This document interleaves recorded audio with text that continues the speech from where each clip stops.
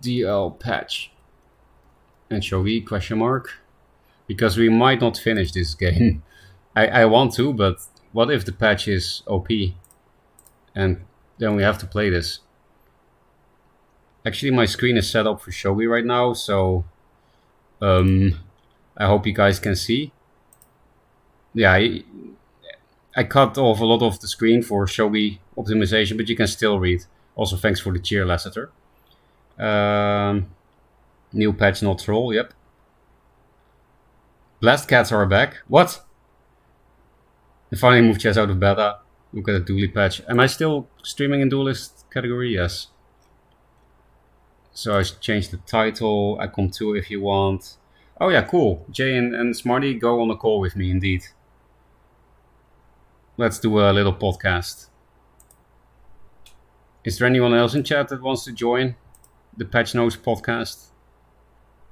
Because, yeah, why not, right? Other people are also welcome. Unless you're on the really heavy troll list, like Decoy.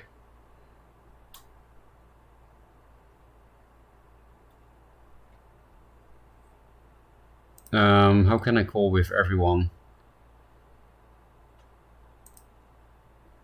With 3 people.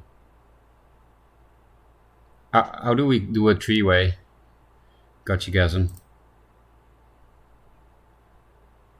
For me to call when ready. I'm not calling anyone yet. Okay, Smarty. Oh, we were not friends on Discord somehow. So now we can call and add friends to the M. Then we'll get. I think if I just do a voice call, I can invite Jay as well. Share screen mute. Okay, Smarty is now in a call with me. How do I add Jay? Add friends. How do I invite Jay to this call? Do you know, Smarty? I think we need to make like a group chat somehow. Okay, then I'll just do add friends to DM. Okay, yeah. So if you go into Discord, there's like a plus with a guy in the sort of top right-ish. Yeah. For some reason, maybe I'm also not friends with Jay on Discord, because when I add him to the thing, it doesn't show up in search. Jay, are we just not friends on Discord somehow after all these years? I guess I'll try again. Add friends to DM.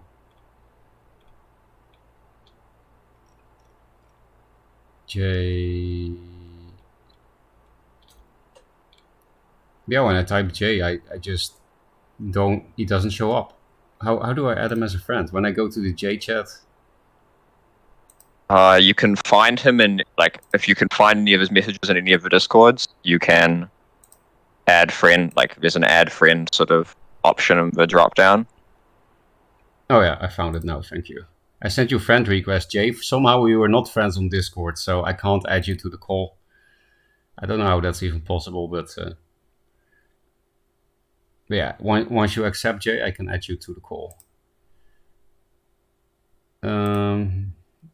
Maybe he's there now. Yeah. Okay. Create DM.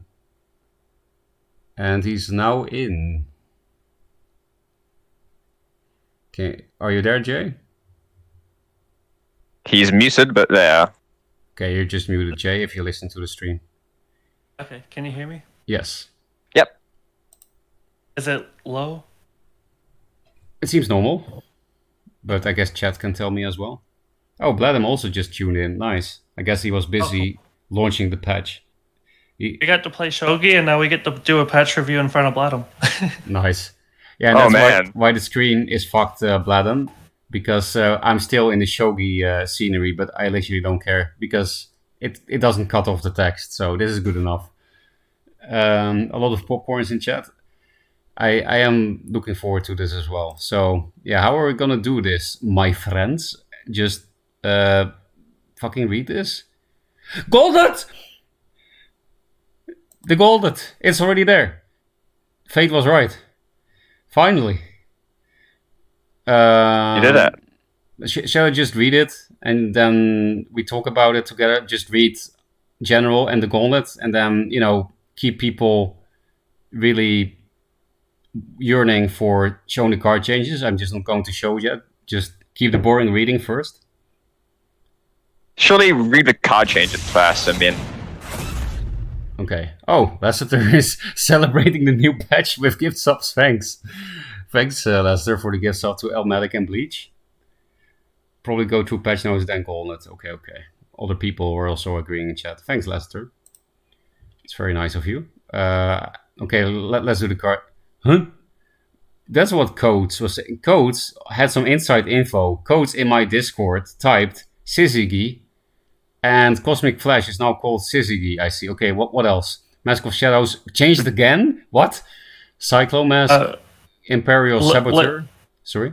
Lazy, he teased it yesterday. The Syzygy thing. Oh, that's how Codes knew. I didn't see it. Yeah, they teased the first 3 letters. Like you could see SYZ, and there aren't very many words in English that start with SYZ. So yeah, I'm pretty sure it has a Hungarian root or something. That word. It's not English. Yeah, Mask of Shadows got changed again. Cyclomask.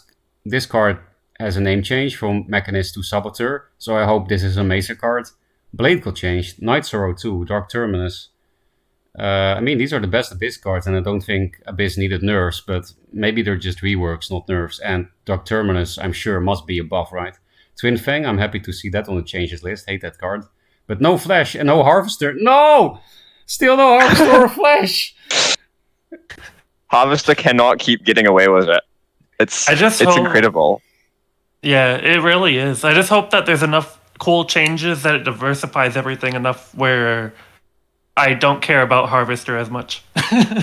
I hope so too. Some cards that shit on it proactively, right? That will be nice.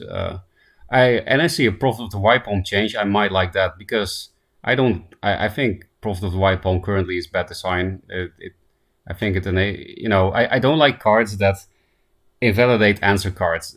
You're playing Linar, and one of the nice things about playing Linar is that you don't lose to Jax, and then you lose to Jax anyway. It's pretty silly. Like, you can only play fucking Magmar not to lose to Jax. It's really annoying. So, I don't know. I might be happy with the Prophet change. Mesmerize was indeed a useless card. Phalanxar too, so I expect buffs. Glacial Elemental change could be nice. I think a lot of people hate that card.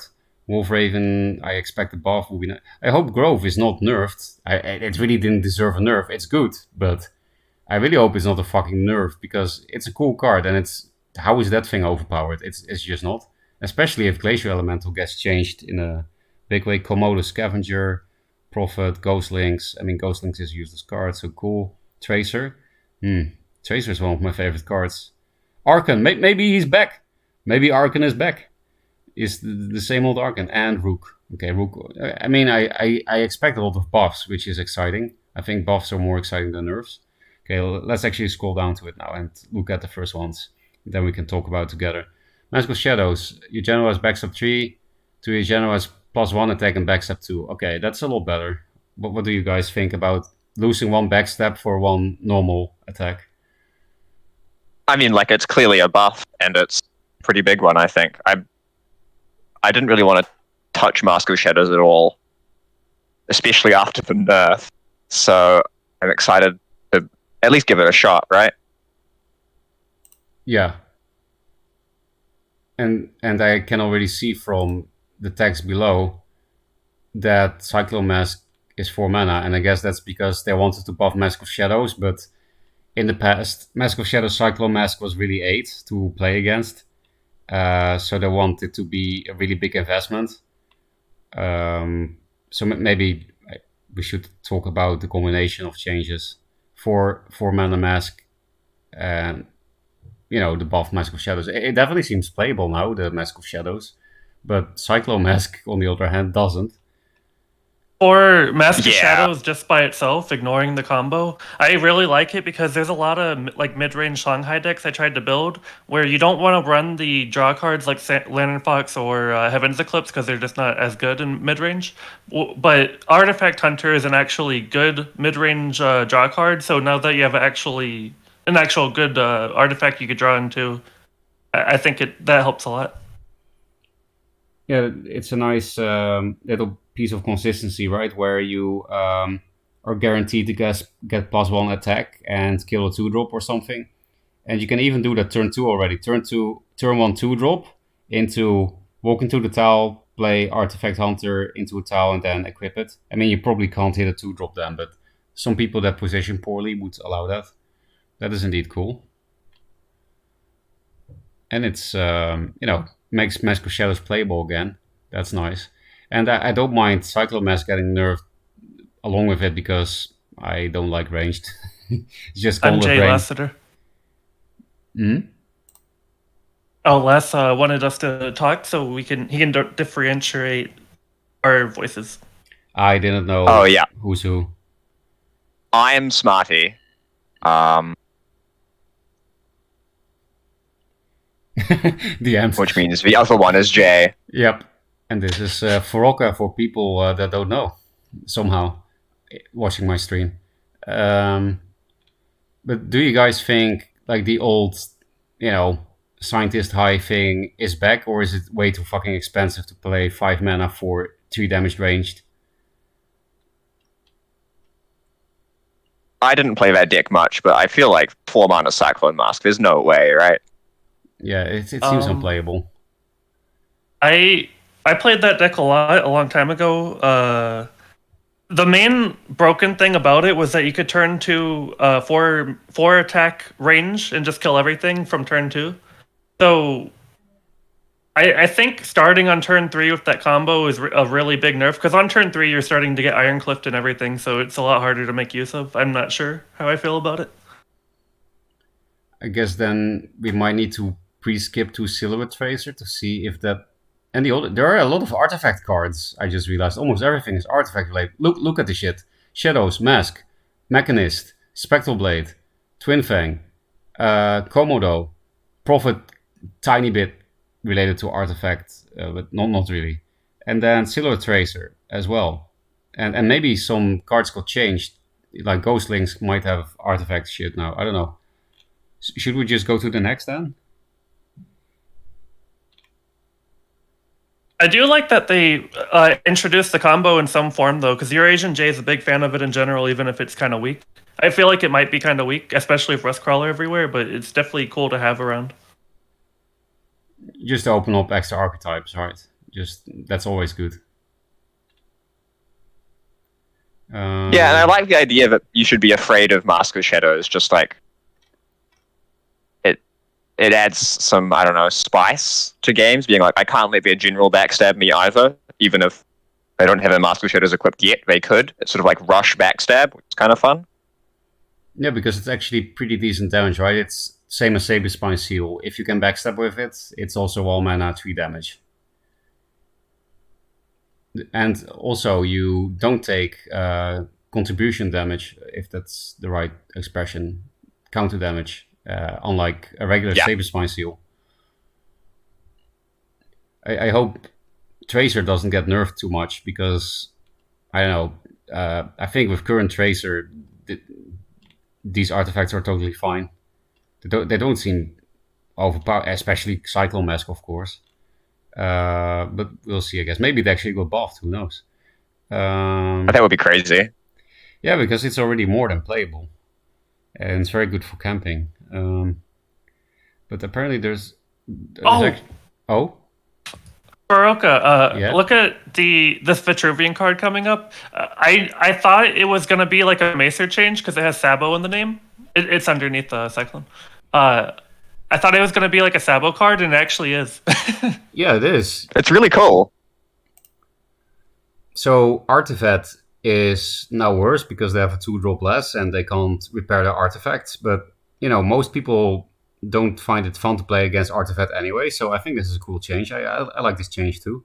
It is indeed a Sabo. Sabovet is an archetype that's not played at all. So this is definitely very cool. It makes Zenrui more consistent, and you don't have to find the Blind Scourge combo necessarily. Like on 7 mana, you can you can steal an Iron Cliff. Yeah, it just makes the combo a lot more reliable. Because, for example, Maze are usually played 2 blind scores, 3 Zenrui, and then sometimes you just don't have it on 6.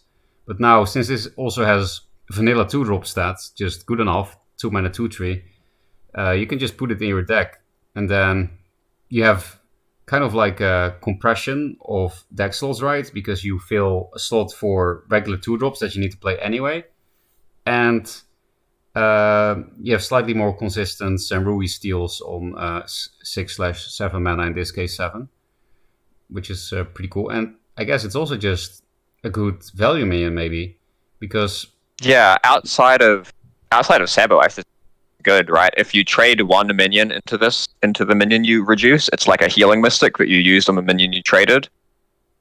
If you get like multiple hits into that thing, you're just like swimming in value, right? Yeah, true. And it's just that with obelisks, which is maybe a good thing, it's however not that good with obelisks because they attack shit for free anyway. But in like other archetypes, like in Zuvet, this would be really cool, right? That you, if they play some big minion, like an Ironcliff against Zuvet, and you're obviously not playing hard removal, then Saboteur can help you. Like, you can trade all your 2-drops into the Ironcliff without your 2-drops dying, and then it dies, the Ironcliff. Yeah, I think this card in general is just going to be really strong, but I'm really glad they didn't make it a global effect because I feel like that would actually be broken. Just looking at it, I feel like it's going to be kind of strong, but because you have to position it in range, it's a lot less strong. It'll die to Regalia and everything. Yeah, and that's the usual vet problem, right? That the removal has to be done from close ranged fighting, from like melee fighting, unless a scarab sticks or something. So it also fits their team, I guess, that they suck at range. But I think this is a really cool change. And it indeed looks like a very strong 2-drop. Now Vet has a lot of good 2-drops because Orb Weaver, 2 mana Obelisk, this thing are all pretty good. I do like how the change sort of persists, right? It's given nearby a minion -2/-0 until your next turn. So even if you don't do any trading into it, like on the turn, it's still just like a tiny shrink, annoys them a little bit. Makes their trades worse. Good point, and you can avoid some lethal. Like, I don't know, you can't kill a Heartseeker and you're dead to Killing Edge or something. Then you just put it next to a Heartseeker, and then maybe you survive one more turn, and that's enough. That's a good point as well.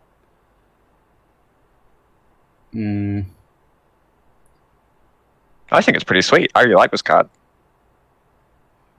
Me too. Also, any thoughts, or should we? Sorry? Should we go? Any more thoughts, or should we hit on? We can go on. I'll just quickly read this text about, because I just noticed they're actually writing why they made the changes. I will quickly read it. Also, full spirit refund. Real quick too, I think it's a really cool card too because you could do it on your own minion. I don't know how often that would come up, but maybe you like want to reduce your minion to a certain amount lower. That way you'll leave like a Vorpal Reaver at 1 or 2 HP. That way you don't have to deal with the spawns right away.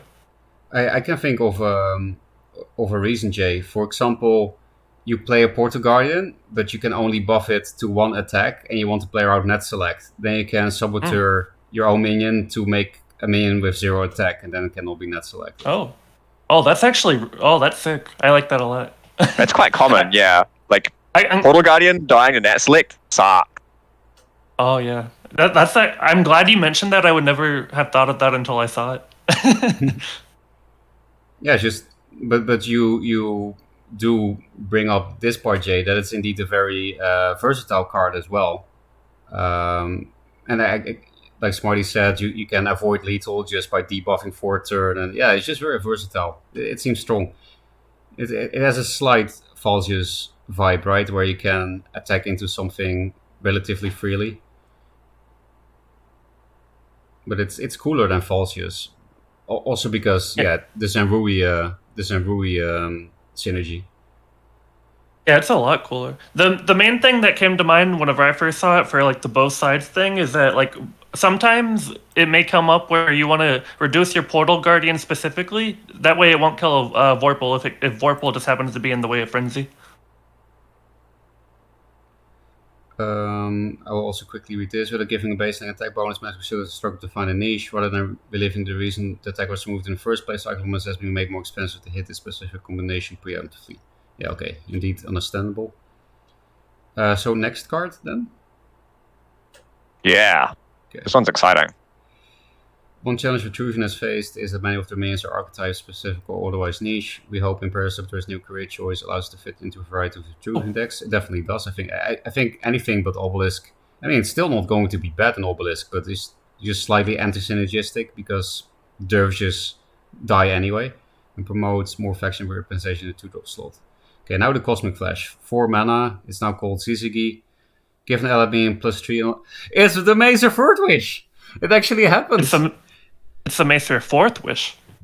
True, because it's fucking 4 mana. Okay, that's how he got into the game. A slightly nerfed version.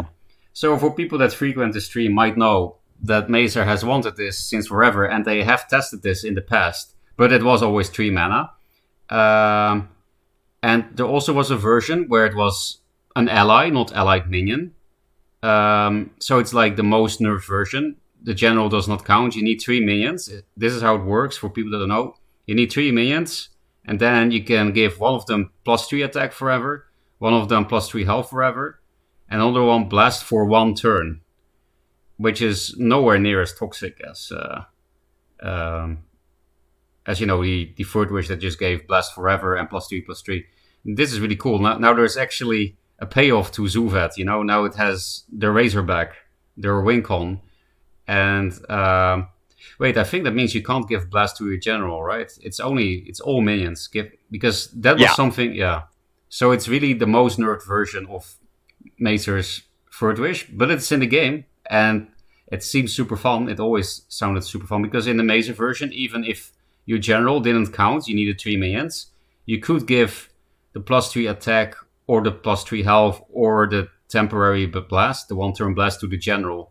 But yeah, this is 4 mana and it's only on minions, everything.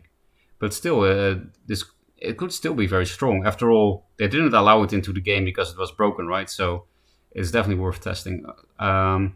Let's quickly read this before we ask your guys' opinions. That's very Americanism of me, guys'. 4 mana given. Blind Scourge became a common, or Austere became a rare, whatever. We'll read that later. Okay, more opinions. What do you guys think? Syzygy, Fourth Wish. Something really cool I think about it is that sort of obelisks count double, in the sense that you can give the obelisk itself health, and then the dervish something else. So like, you could give your dervish blast a healing mystic +3/+0, and your obelisk +0/+3, and that puts slightly less pressure on you to have 3 minions on board, because you sort of don't. You're like, I don't know how to describe it, but it's a cute little obelisk synergy for the card. I don't know.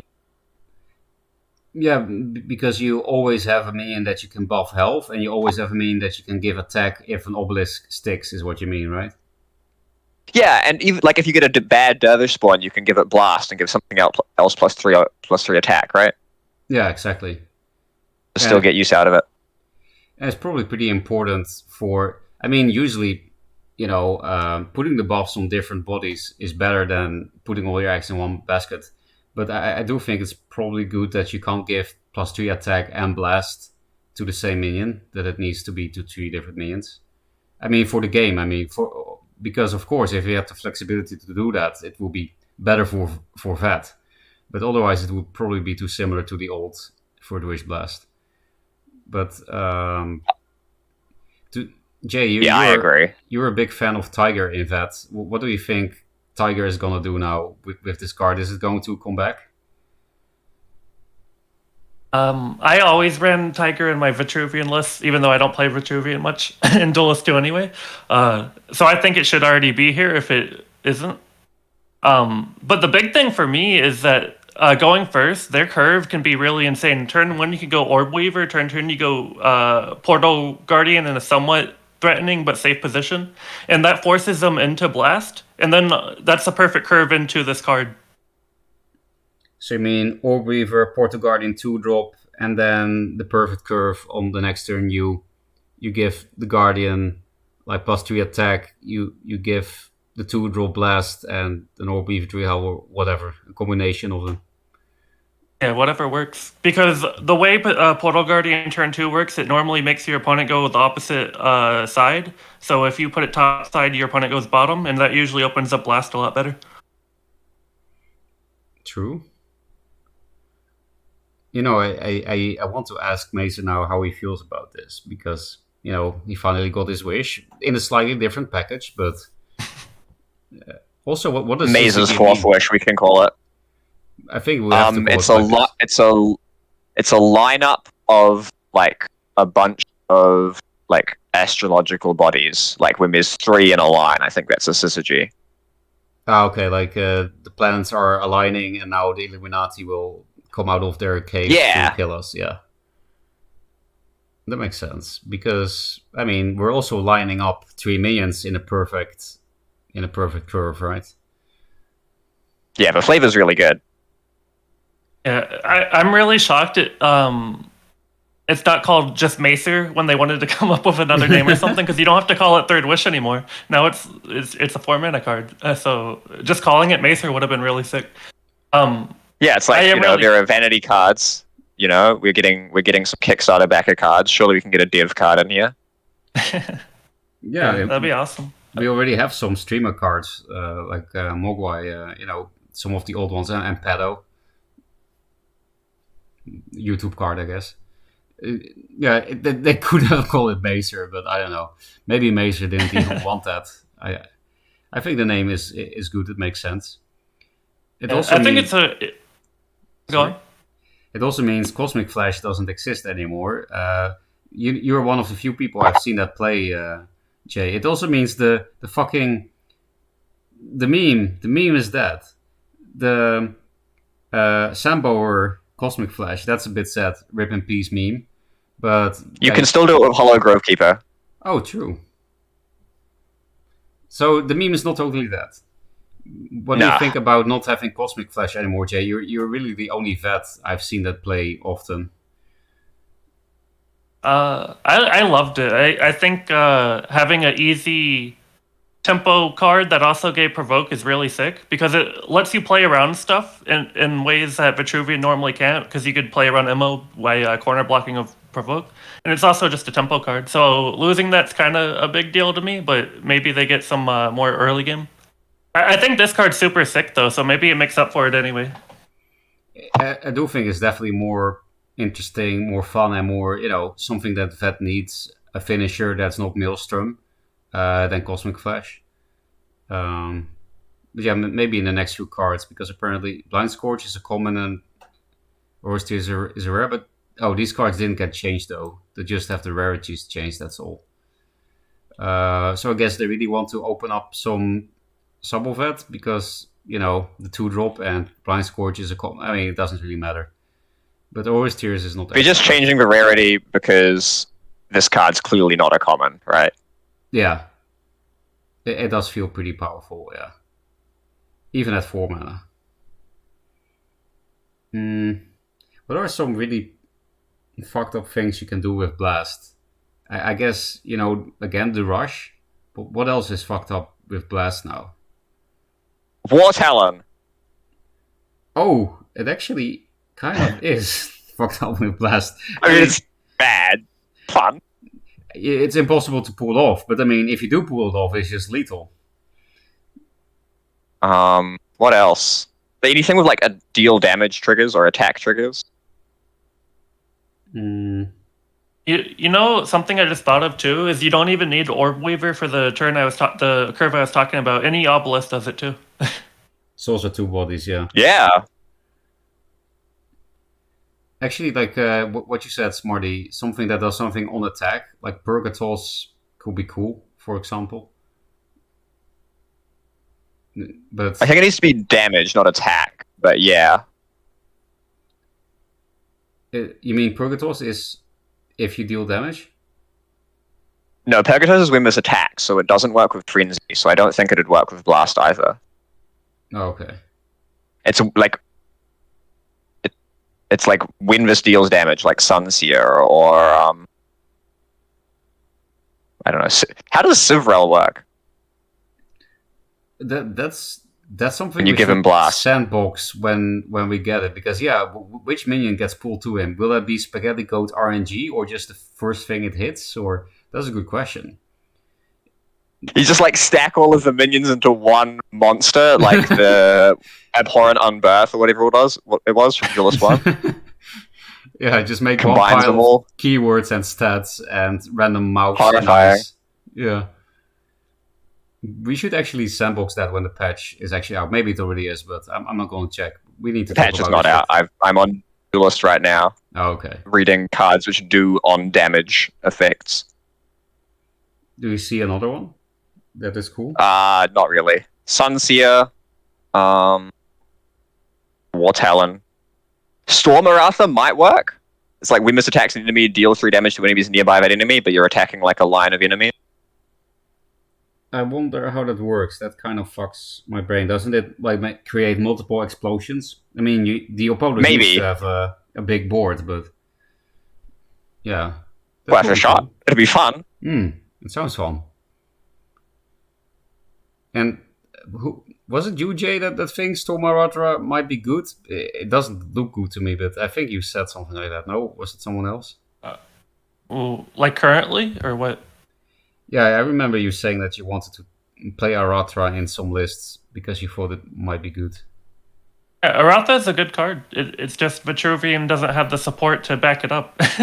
It's like your early game is so weak that by the time you get to Storm Aratha, your opponent's probably in your face or able to deal with it in some form. I think it is really good. Well, then maybe you should try a Storm Aratra Suzuki deck, because I mean, the early game of that did get buffed with the Saboteur, and the mid game, just the whole game probably is just a good tool. Oh, hold on, I think I'm thinking of Scarab. Oh, when I said Aratha, I think I meant Scarab, not because they're both Beatles.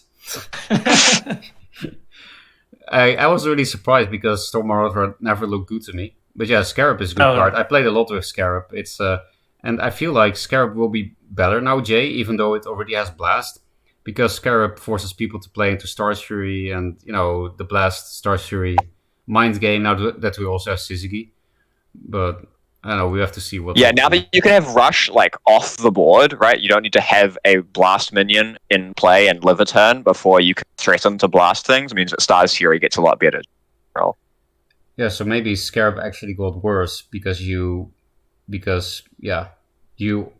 will already play into Star's Fury naturally now because of Suzuki. However, if you keep the board clear, then it's going to be very hard to get a good Suzuki, because imagine on 9 mana, you need fucking 9 mana to play Orb Weaver, Tiger, Suzuki out of hand, and that's not really good. Then you have a Target Blast for 3 damage, that's it, and then you have a 4/2 Orb Weaver and a 1/5 Orb Weaver. So that's not even good. It's actually kind of hard if you keep board clear to get a good Rush Blast, right?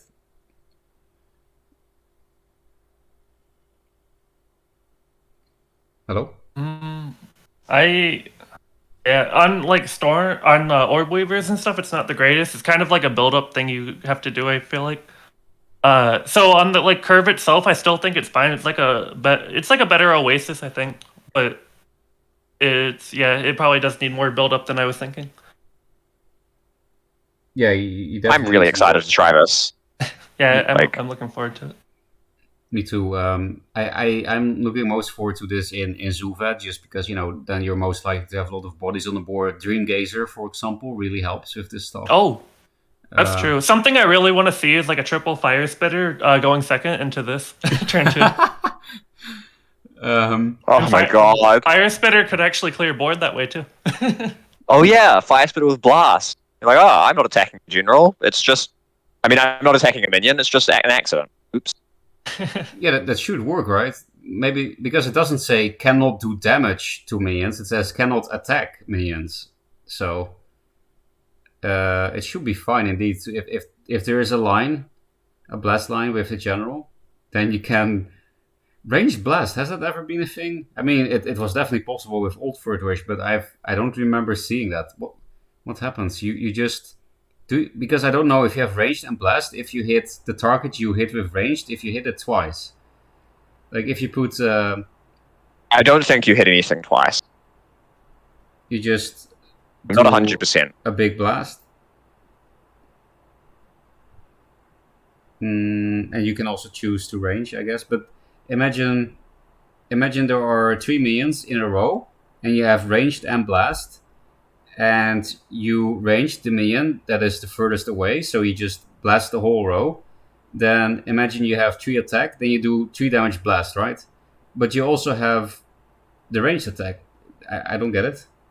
You think... I don't think you have a ranged attack. I think it's like Frenzy and ranged, where you pick one, is my guess. Again, I don't know. I gotta go for a little bit. Okay. Let me know when you're back, Jay.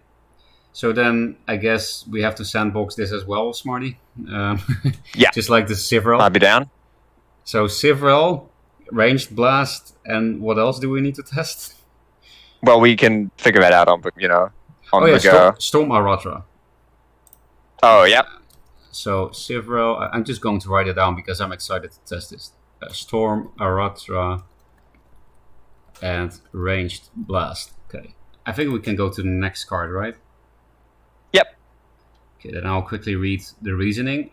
Most Vitruvian archetypes struggle with converting a board advantage to a win or bigger lead. Syzygy looks to address this, providing more burst, reach, and line AoE in a Vitruvian way. Syzygy is taking up the Cosmic Flash slot as later was played relatively infrequently, and is somewhat similar to Syzygy in that they're both buff cards that allow smaller minions to become serious threats. Syzygy doesn't feel like a common to us, so we're shuffling some rarities around, yeah. Okay, now Spectral Blade. Abyss's best card, probably. Your general has +2. The patch notes have a typo in them. Where? Be careful. Read the card, I think, is probably going to help. The Spectral Blade card? No. Spectral Blade. Oh, no, it's fixed now. On my version of the patch notes, they hadn't changed the number, so it was like, oh, Spectral Blade heals your general for 2 now, instead of healing your general for 2. But it's fine on your screen, so that's fine. So it's just a strict nerf, it looks like, right? So it's just heal for 1. That's all? Yep. Okay, that pretty boring nerf. I mean, it was Abyss's best card, but I don't think Abyss really needed nerfs, is the thing. So I hope for them Night Sorrow didn't get fucked. I felt right. It's just is Abyss going to be playable? Is Spectral Blade and Night Sorrow get strictly nerfed? I doubt it, to be honest. Let me just put it this way. I'm really glad I'm not my team's Abyssian representative, Team Wars. Yeah, same. Because this hits basically every archetype except Hyper Swarm. The Spectral Blade, I mean. I think you play Spectral Blade even in that deck. Spectral Blade's nuts. It is, but at least I think it's still pretty good. Like, I think you still put it in most of your decks. Just... Yeah, it's not, like, unplayable. That's true, it's not unplayable. But I don't think I would play Artifact Hunter anymore in Abyss, for example. Like, I don't know. Maybe that's just, it just got nerfed, feels Batman thing. Because it's not that much worse, right? It's still +2 attack, you still heal. But it's definitely a lot. I don't know. The heal was the big reason it's strong, right? Otherwise, everyone would play stuff with Fakir. And the heal did get nerfed by 50%, so maybe it is a big nerf. It's hard to say. What do you think? Is the really big one? I mean, it's a nerf, but I don't think it'll stop you from playing it, because Abyss's early game is so weird already. Like, a two attack artifact for them is just really strong, and not really strong, but it's pretty good for Abyss to sort of tide them through the mid game. And then, like, the heal is a nice upside for it. Decoy is saying that they might cut Blade, though, so I trust Decoy more than I trust me about Abyssian changes. So, but then at least people would cut it in face Abyss, I guess. I actually now really hope that Night Sorrow will be an OP 2-drop, because what you just said is a very valid point, that Abyss's early game is fucking garbage, and they don't even have a single 2-drop that you can play in, for example, Creep. They have no... In like a mid-rangey Creep deck, there's no own Abyssion 2-drop, but that's kind of silly. All factions have at least one viable 2-drop, and Abyss only has a viable 2-drop for face, like the Blood Siren. Yeah, Blood Siren. And for Hyperswarm and maybe Darksec, Big Abyss, Gloom Chaser. But yeah, not really, a Windblade or a Crispy Wisp, or Crispy Wisp is maybe also archetype, but Boar, Chakri, Orb Weaver, Abyss just has nothing like that. Yeah, no Ethereal Obelisk. No. I putting on my game designer hat, which I have never worn in any meaningful capacity, but I like to put it on sometimes anyway. Fun. I feel like this is I feel like the devs know that this is going to be a real problem for Abyss, but it'll enable them to change other cards later, because Abyss's current early game package was so stifling. The way they worked of just remove all your stuff really efficiently, that if they can tone that down a bit and give them a bit more proactive stuff later, that'd be pretty cool. Because they can't give them proactive things now, or they'll just absolutely run away with shit, right? So this nerf is sort of setting up for stuff like that. But I actually do think Abyss has good proactive late game plays already, and I feel like they're early and in the late game they're great. Yeah, but they can't do much early. They can't do much to apply pressure early. And if they did give Abyss cards that could apply pressure early, they'd just make aggro Abyss go through the roof, right? Yeah. So if they had a Chakri or a Windblade, yeah. This way, you hurt them now, and it's going to suck for a bit. But if Abyss truly is really hurt by this change, it opens room for healthier design later. Yeah, that's true. Then they can, for example, give them 2-drops that are playable, which would be nice. Yeah, exactly. So they're also saying next card. Spectral Blade could single-handedly stonewall certain decks in the early game. Very true. To allow aggression with minimal fear of retaliation, cards still does it, but not quite so well. Okay, makes sense. Yeah, again, indeed, against some Lineart decks, Vanart decks, whatever. If you draw one Spectral Blade, you're pretty much guaranteed to reach the end game. So Night Sorrow, it's a 3/3 now, so it must be a reworked card. Destroy a nearby damaged minion. That's an interesting change, because a 3-mana 3/3 is so much better, obviously, body-wise, but it's really not reliable removal, and shit like Ironcliffe and Lantern Fox, and maybe even fucking Bone Reaper, those kind of things might become playable, except, Net Select and Still Exist, and probably Zenrui will be pretty popular with the vet 2-drop change. I don't know if this is... I mean... I think Ironcliffe is still really bad against Night Sorrow, right? It eats a general hit and then dies. Or eats it's also... Yeah, eats a Wraithling hit or something. Ideally. I know nobody plays Wraithling cards, but in theory, I think... I think it's a nerf. I think Night Sorrow Assassin is a worse card, but I also think that it's a way cooler card. Yeah, and it also opens up big minions with 3 or less attack a bit more, right? Because they're now really unplayable thanks to this. But you're right that Ironclave just take 3 damage and then kill it is... No, that's not... I mean, you have a 3/3, not a 3/1, right? Yeah. A 3/3 is a real minion. Yeah, that's definitely worth taking 3 damage to your general's face to get 2 more health on your minion. Because, yeah, it is indeed a real minion now. But, I don't know, it's gonna be... For example, Lantern Fox just fucks Abyss now. They need Shrouds for Chakris. And, yeah, Lantern Fox just totally fucks them now. The Abyssian Songhai matchup has gotten a lot worse. You have worse healing from Spectral Blade, and Night Sorrow Assassin requires you to take damage on something still, or hit a Lantern Fox. Yeah, so I feel like Spell Eye should just roast them now, right? It looks like that anyway. But I mean, you still got like Void Pulse and stuff. You'll be fine. But I mean, it also means because Spell High likes to backline shit so hard, it's for example going to be impossible to kill a 3/4 Chakra with that because you just don't allow a hit on it. I guess every Abyss deck will now play Blood Tier, right? Triple Blood Tier, every Abyss. Yes, absolutely, right? Because that just makes like a 5 mana, like that's a huge tempo swing, right?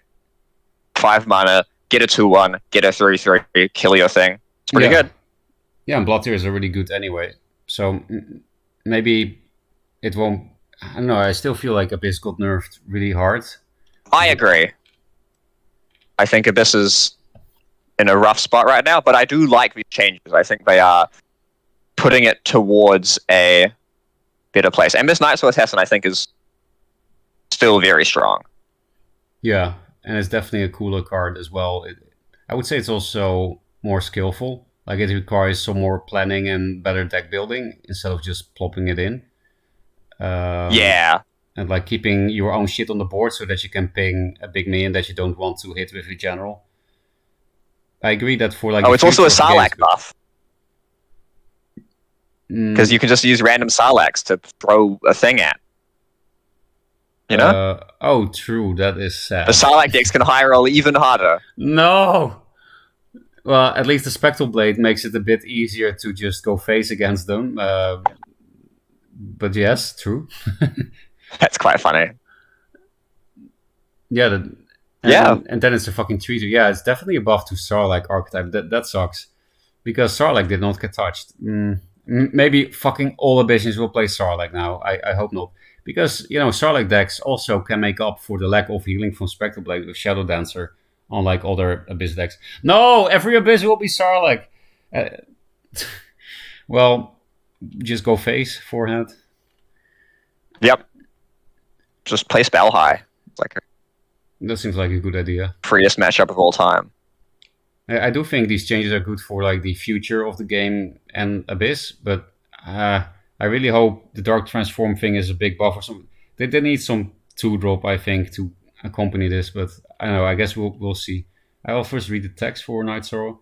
Previous version of Night Sorrow was inconsistent in what it could target, being able to destroy minions like Purgatus, Archive Guardian, and Pandora, but not many minions were less expensive or more powerful. Yeah, that's actually kind of weird now that they say so. That you can kill a fucking Pandora, but not a Chaos Elemental. That the major and largely haphazard impact on which minions were competitively viable, true. With this rework, we're aiming to reduce the variance caused by Night Sorrow inconsistent effectiveness, and preserving its overpower level in its role as a reactive early game card. I feel like it's actually more likely to be able to kill good target in the late game now.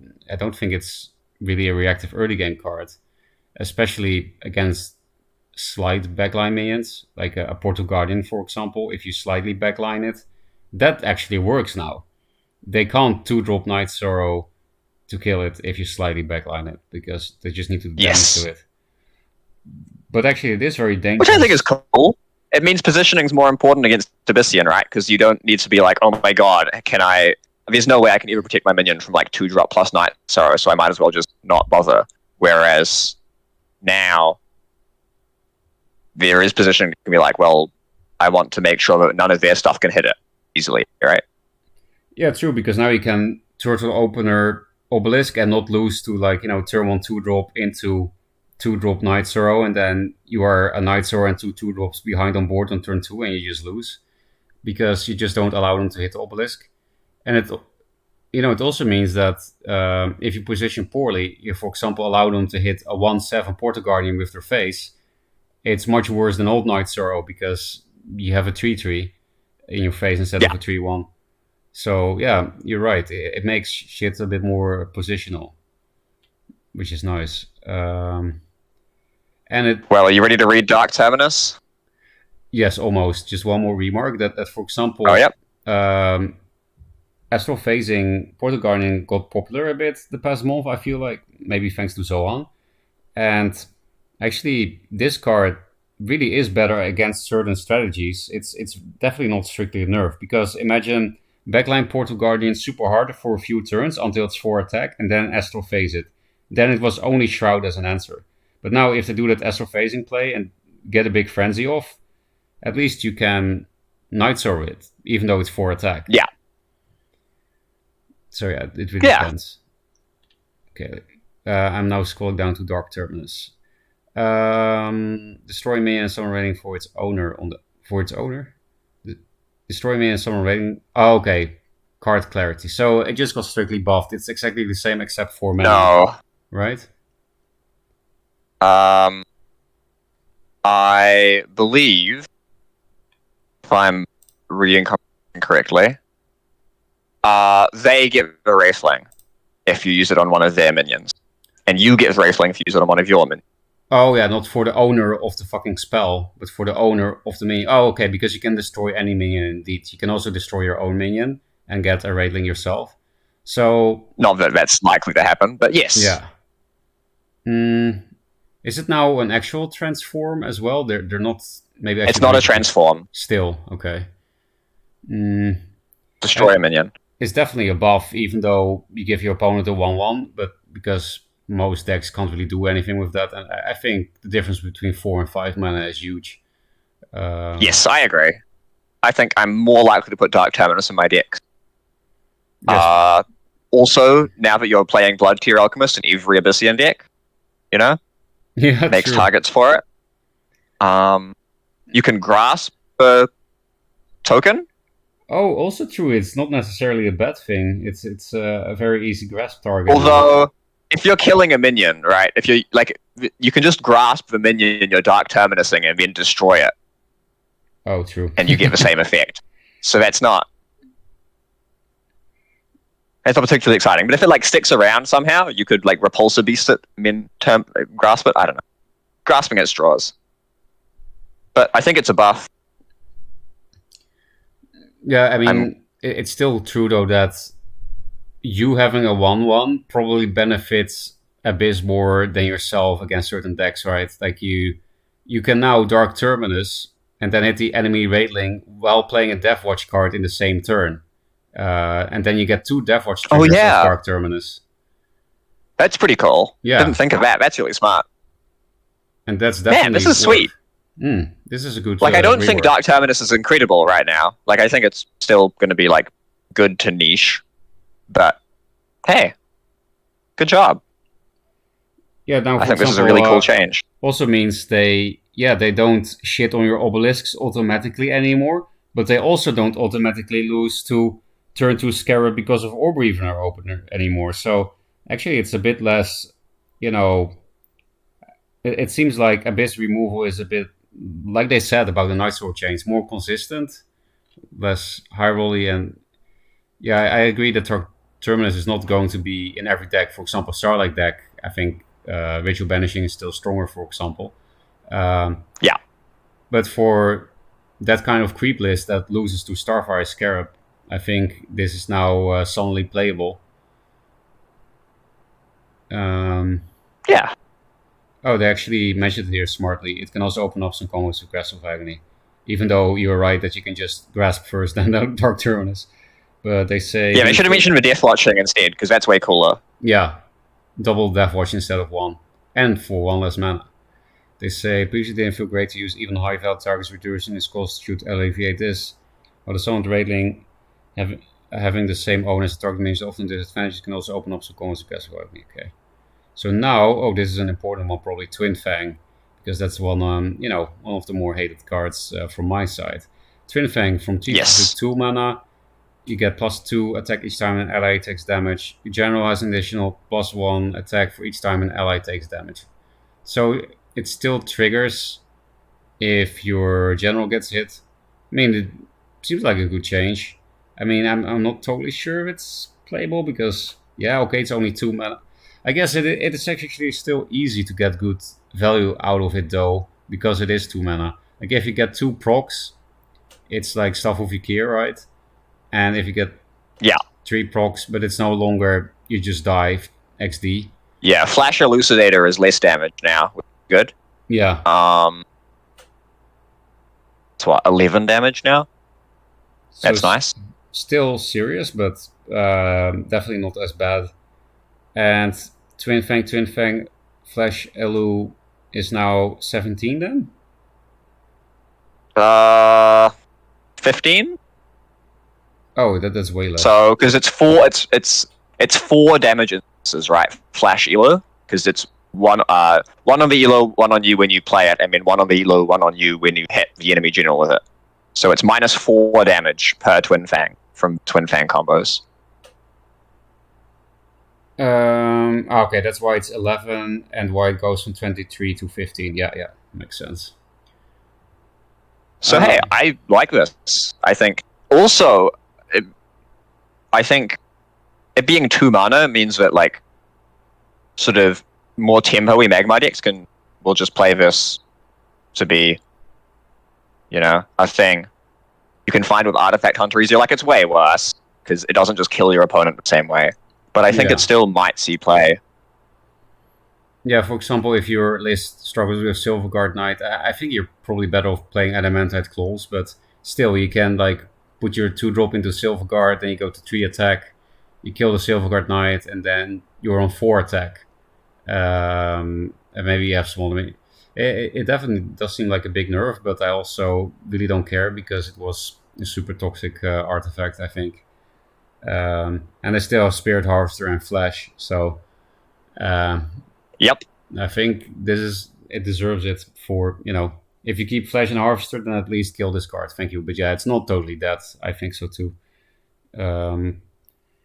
Maybe it's now more... what I just realized, Smarty? Jay's old Twin Fang deck is not that. Because it has an infinite cycle of playing minions. It still kills you there. Oh, it's actually a buff to Infinite Fang. Yeah, because it's 2 mana. So, and that I do find cool because that J Twin Fang deck, there is a lot of counterplay to it. It's so much slower than the current Twin Fang shit we've been seeing. Jay's version really is a combo deck and not just go face and then also accidentally kill them on 5 mana. Jay's deck can be very slow. I mean, you still can accidentally kill them on 5 mana. With the J deck. If you stick a Keeper of a Veil, you just win next turn if you have Kujata and Twin Fang and another Keeper. Yeah, but I mean... I guess in a flash. That's relatively interactive, because you can play removal to kill Kuyatas and Keepers, so... that's a lot more interactive than having no board at all and just Twin Fang Flash Elu. Absolutely. So yeah, also good change. So far so good, I would say. Now we go Now there's a compensation buff. Oh, yeah. This is... I mean, this is definitely... I'm not sure if this is going to be good. It looks good to me, although this moves 1 less space means it can't actually take the mana tile, right? Because Yeah, it's so slow. Yeah, okay. Then at first I was like, okay, typical Magmar minion, it's better than other minions because it's a 2 mana 4/4. But yeah, that's extremely slow. That you can't even take the mana tile. That seems like a big issue. And yeah, even if you summon it aggressively, like if you diagonally, they can just walk away. Yeah, if you walk away in a diagonal manner, then it can never hit your face the next turn. So that's pretty bad. So maybe it's not really that much of a buff, because at least the Phalanxar before was a nice meme with Vindicator as a finisher. Twitch chat has a great thing to add from Scubtle. Lady Locke makes Phalanxar a 5/5 provoke, 5 mana, by the way. That's true. That's funny. With provoke, this is really crazy. And Hollow Grovekeeper? Yeah, and Hollow Grovekeeper is really good with Vindicator, and this thing is also still good with Vindicator, because for 4 damage for 2 mana and also good health, you can get some good trades, or like pseudo removal, like kill of 4 wins for 5 mana with Vindicator Phalanxar. So maybe like Vindicator, Hollow Grovekeeper, Phalanxar, Lady Locke, some kind of Zumar. Maybe you still play. That sounds like fun. Yeah, maybe this. It does sound kind of crazy as a lock combo is really crazy. 2 mana 5/5. And if they dispel it, then it can just move normally. True. Like if they get rid of the provoke, it's just I'm free. So it actually seems unplayable, except in that kind of deck. Like if you do play Lock, it seems crazy. So I love it. A bit high rolly, but it seems fun at least. And I think the card Yeah, test is interesting. I really hope it's not broken, because every patch we've had a compensation buff go wrong. Yeah, true. And I think that, just for Duelist 2's sake, please don't be broken, Phalanxar. We need you to calm down. Yeah, okay? Please let us indeed not have another broken Magmar compensation buff. After all, there's also still Flash and Spirit Harvester. Speaking of Spirit Harvester, with how slow this thing is at moving, it will probably die to Spirit Harvesters before it connects to anything. Yeah. But yeah. I'm just can't imagine putting this in a deck which isn't trying to do some silly garbage with it. But the Lock combo really isn't silly, but at least it's a dead card without the Lock combo. People in chat are being silly. They're like, oh yeah, it's a Fire Blazer plus a 2/3 Taunt for the same amount of mana. Yeah, but on like 7 mana, you can go like, Lock, Phalanxar, Young Silithar. Or on 5 mana, you can go Flash, Lock, Phalanxar, or something. Like, Magmar has mana cheat, and so it can just do shit, you know? Yeah, and Prophet is already really good with Lock, right? And then if you play like Lock Prophet is getting changed. Flash, oh yeah, that's true. We don't know yet. Maybe it's no longer good. True. Should we go to the next one then? Yep. They also say Phalanx's main purpose in life was to be the friend of Vindicated Cold when everyone else was busy, so he's trying something new. This is indeed something new. So Vanar, it was an unplayable card. It was a nice meme card at least, but now it does do 2 damage to enemy minions on a row and stun them. Oh, I don't know if you were around back then, Smarty, but this is an old card, slightly buffed. Chromatic Cold, before they stole Mana Burn from Magmar, was exactly this, except 3 mana. So they made a 2 mana version of an old 2-draw card. That's what Chromatic Cold used to be. It's cool. It is. I'm happy they made it 2 mana, because the 3 mana version was never played. It was garbage. And this seems playable, and it also means you will be a little bit less weak to Jax, because it answers 2 out of 5. 2 of them? Yeah. Yeah. Yeah, I don't know how to rate this. It's hard, right? Because Vanar's removal is so good. Yeah. Right? Like, some people aren't playing Chromatic Cold. Some decks aren't playing Chromatic Cold. And some decks are not playing Hailstone Prison either. Exactly. So, this is a really high bar for the card. And I honestly have no idea. I am incapable even of speculation, really, on whether this is good enough or not. But it's cool. I'm looking forward to trying it. Me too. The biggest problem is that there is no punishment in Vanar for playing around it. They don't have Star Fury. Well, you could like Dancing Blade stuff, right? Is the neutral punishes. I mean, you can just put it behind your back. It doesn't hit the general. That's true. Oh man, imagine if it did. That could actually be a buff, I think. That it would be insane if it hit generals. Yeah, but I mean, without stunning. That it just does. Okay, yeah. To minions, it also stuns, and to generals, it only does damage. Then I don't think it will be broken. But maybe it's already playable. It's hard to say. It doesn't seem that good. Yeah, let's see how it goes. Yeah. But it's worth testing at least, right? It's not like the old Mesmerize where you just know, okay, this is a meme. If you hit it on 2 minions, it's really high tempo if you can, like, threaten to kill them, right? Like, threaten to win the game. Yeah. Like stunning 2 things for 2 mana, that's pretty good. Yeah, and against swarmy-ish decks, they're not going to be able to play around it anyway, and it is a bit of a weakness of Vanar.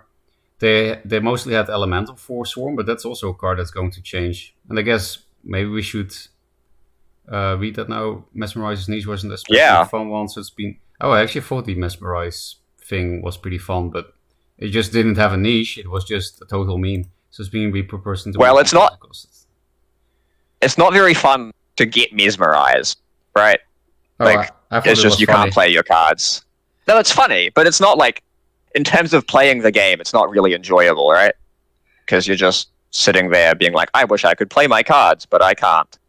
I guess it's like Sarlacc that, in the past when it never happened and you just see it once in a lifetime in a replay, like, oh, this is really funny, a board full of Yeah. Sarlaccs. But if this happens every game, you get mesmerized every game, it will be frustrating. Yeah, if old Mesmerize was a good card, I think it could actually kill the game. Yeah. Like, playing your cards is a lot of the reason people like playing card games. Yeah, otherwise it would just, be one draw where you can play one card per turn. And in this case, you can't even play anything but 2 drops. So, yeah. Yeah, I'm curious if this is playable. It doesn't seem like it, but it's worth testing. And this is Glacial Elementals change. Ooh. It's just exactly the same, but it needs to be an Infiltrate. I like it. I mean, it's more like flavorful. It's worse. Yeah, it's slightly worse, and it's more flavorful. But something that I don't like about it is that Infiltrate, I feel like Infiltrate needs some kind of rework somehow, even though it's a very positional mechanic that could be very cool. Because if you go second, then just like Snow Chaser, this card is total garbage. Well, it's not too hard to maybe put it in Infiltrate, but it also makes Venar Mirrors really RNG now. At least the person without Infiltrate has Jacks first, so maybe it cancels out. But yeah, the player 1 will now have and Snow Chasers and Elementals, and player 2 will have neither most of the time. And that's pretty big. I mean, I feel like it will be more high rolly than it ruins a Venar Mirror. Yeah, that's really for sure. Does. But I guess Venar Mirror is already ruined by Jax anyway, so who cares or something? I don't know. But like, I think Glacial Elemental is a really dumb card because it's like, oh, it's a board clearing card that incidentally must be killed. It's like Spirit Harvest. Yeah, it's really like Spirit Harvester actually. It's cringe. So making it have to be more vulnerable, at least in theory, if you try and play it too early, I think is nice. I agree that it does suck that now it's more high rolly because it's way worse going second.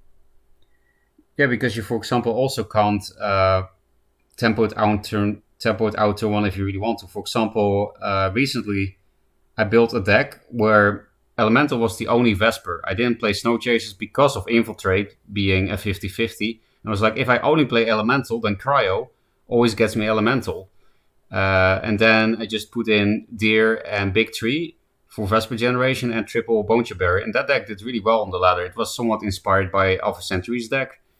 So then I was like, if I don't have another play, I don't mind tempoing out Elemental with this deck. Because I have 2 more Elementals and triple Cryo. So the chance to find a new one is very high. So this way I at least force an answer if it just was my only play or something. But that is also not a play anymore. If you are player 2 and you play it turn 1, it's just a 3-mana 2/3. It's total garbage.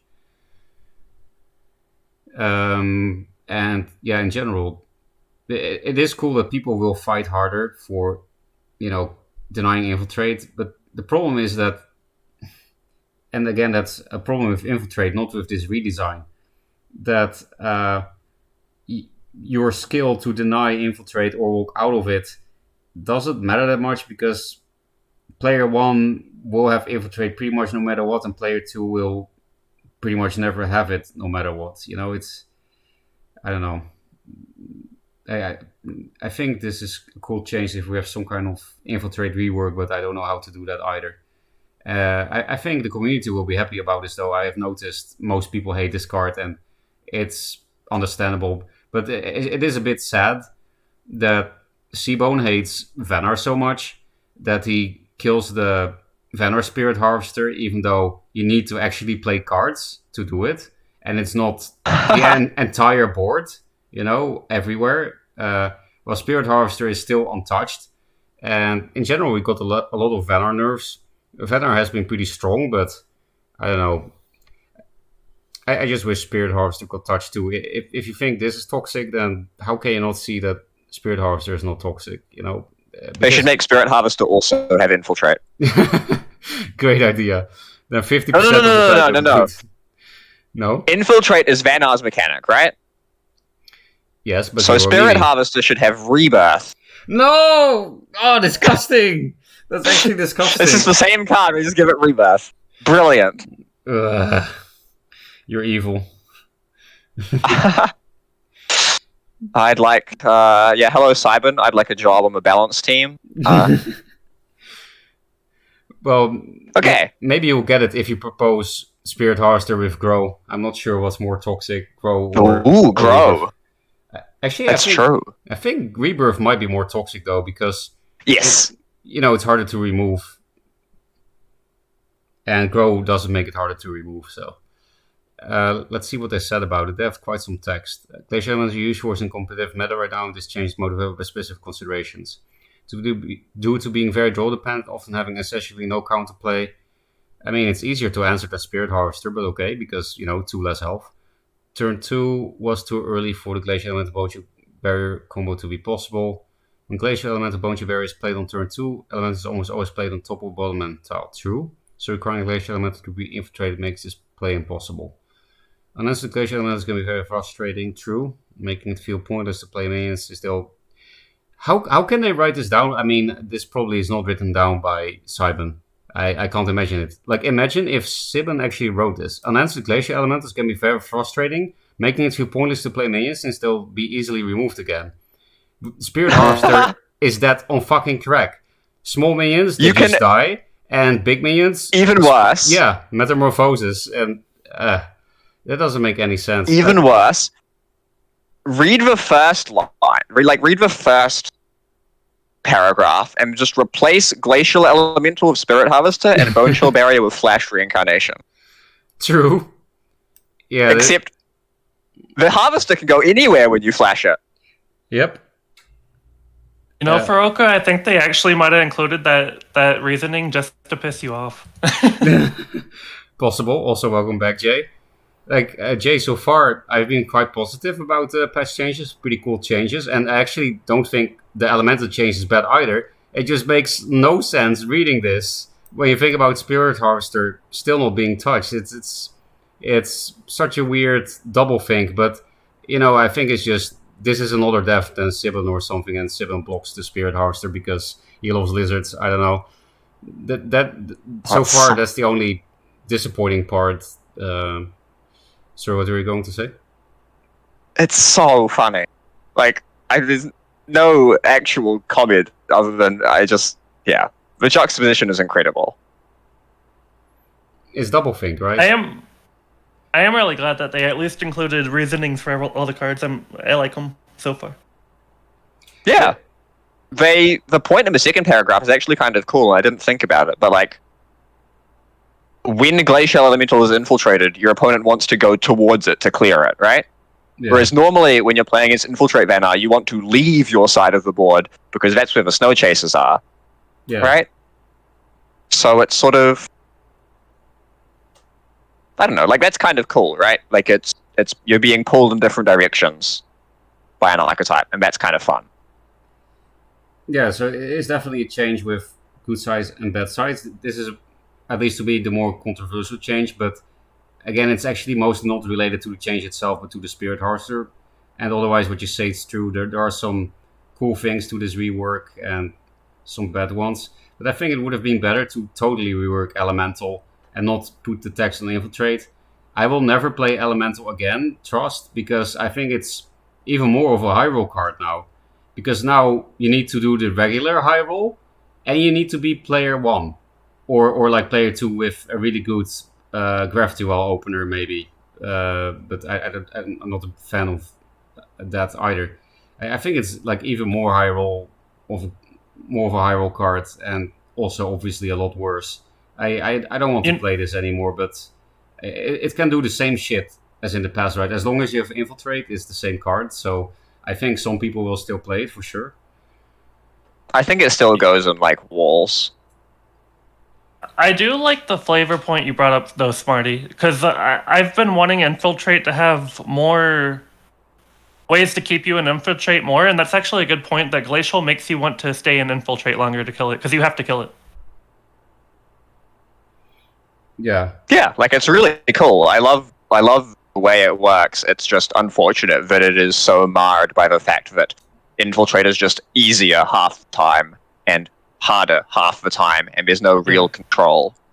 Yeah, that has nothing to do with skill, right? It's just, player 1 or player 2 RNG. So that's why I could be a fan of this change if Infiltrate gets changed into a way where it's not tied to player 1, player 2 RNG, then Snow Chaser could also be not ruining the mirror. And then we also need Jax to be changed to not ruin the mirror, because Jax actually is going to ruin the mirror more now, right? Now that Elemental is less playable. Maybe that's also a reason why they re-released Chromatic Cold from Old 2-Draw, where at least it answers, 2 of the 5 Jax means, but it's still not great, because you need 2 cards for 1 card, and then they still have 1 Jax. At least you can position a bit against it, I guess, and I don't know. Mesmerize does help, but I'm not sure if Mesmerize is playable is the thing. And same for Elemental. We'll see. Yeah, we have to see. Actually, there's one more point I didn't read. This change impacts Glacial Elemental's natural home, Vesper Wall decks. Less than other Vanna archetypes that could splash in this card and Bone Barriers to re-up the benefits with no reliable way of getting Infiltrate. Yeah, I would personally now just rather play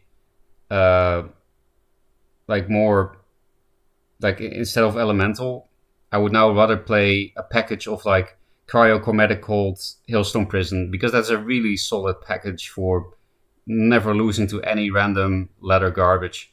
Yeah.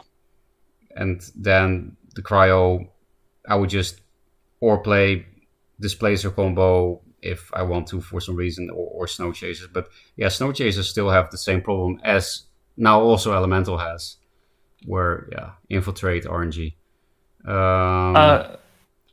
Since I got here late, I didn't get to talk about Mesmerize. I don't know if you guys did, but Bladum has been talking about for a long time. He wants this type of.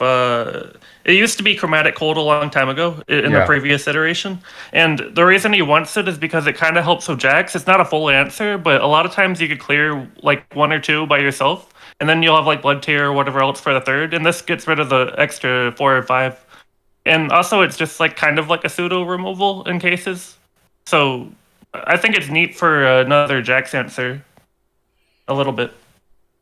Yeah, it's just not that reliable of a Jax answer. It kind of feels like Star's Fury, where you play a card to answer half of it, and in this case, less than half. But yeah, maybe you're... It is 2 mana, though. 2 mana to answer half of a 6-drop is a lot better than 5 mana to do that. Yeah. And... you can get, just like Flash Freeze, you can get good tempo out of cheap stuns. But obviously, Flash Freeze is a lot cheaper. Still, maybe in some kind of Tempo Vanner deck can be decent. For example, if you have a deck that really pressures face, which is hard for Vanner to do, but if you do, then it can be quite common that they have to walk 2 back and double block with minions, right? To play around Hailstone Prison, Snowpiercer or something. Then it's not unlikely they need to play 2 minions in front of their face. Maybe it's good in that kind of deck, like a deck that really pressures face, because then people cannot really play around it as much. I don't know. But yeah, at least it helps a little bit with Jax. But I don't know. I think Infiltrate and Jax will keep ruining the Vanner Mirror even more now, actually, than before. So yeah, the Vanner changes have been the weakest so far, I think. The ones I'm least excited about. Well, they are all nerfs so far. I guess, no, Mesmerize is new. Glacial's a nerf. Mesmerize is a buff, I would say, because the old Mesmerize are just total memes. Terrible. Yeah. But the Glacial nerf is very big. Yeah. But I do think Elemental did need to get changed at some point, so it's like a step in the right direction, I would say. Yeah, next one. Wolf Raven. Effect is no longer Infiltrate. Okay, so they did get rid of 1 Infiltrate. This takes no damage from units with 2 or more attack. So I experimented with Wolf Raven relatively not that long ago, because I wanted to check if Fenrir can be replaced by another 3-drop now. And then I chose Wolf Raven because when I tried other 3-drops, I noticed it made my matchup against Songhai so much worse. And that's why I couldn't, for example, play Wings of Paradise, which is something I considered, and Crimson Oculus. some dang shit. And then I was like, Wolf Raven seems pretty good against Songhai because they backline everything, and it has flying, and it has 4 health instead of 3.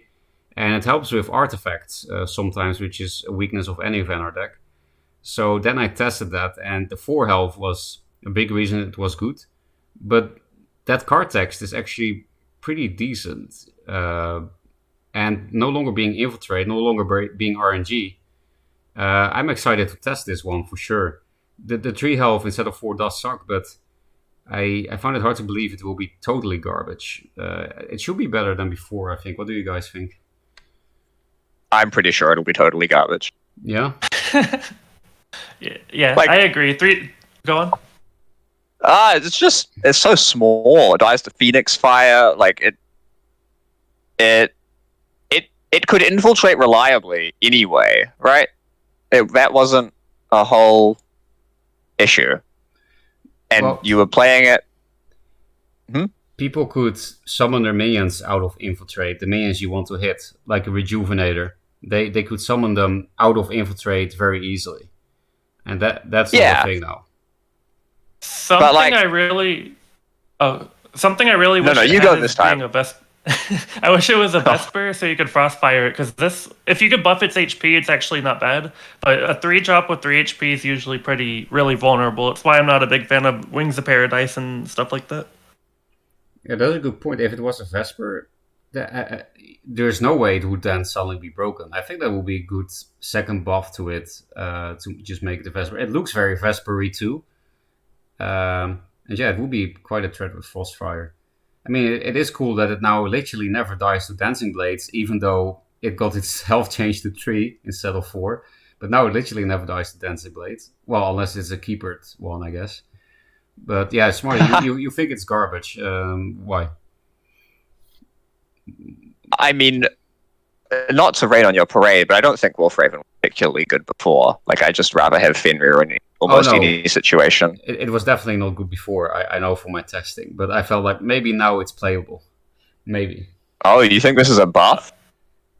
I'm not sure. I do think it's a buff, but I don't think it's... I think they're both equally kind of bad. Something cool about this one, though, is that you can kind of play it as like a preemptive threat, or answer to things. Like, for example, against Magmar, they don't really have a good way to answer this other than natural selection. So if you play this on 4 mana, your opponent can't play Harvester. They can't play it because if you buff it up, it just kills Harvester. So it's kind of like a preemptive one.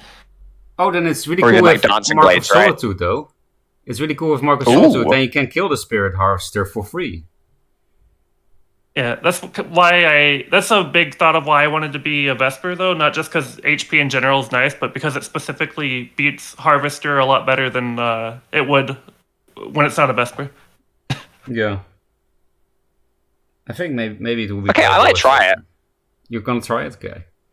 I think I'm also gonna try it in the Mark of Solitude deck. It's like... a long time ago, Mogwai, but when he was like the main YouTuber for Duelist, he loved his Dragon Lark Mark of Solitude deck. This is like...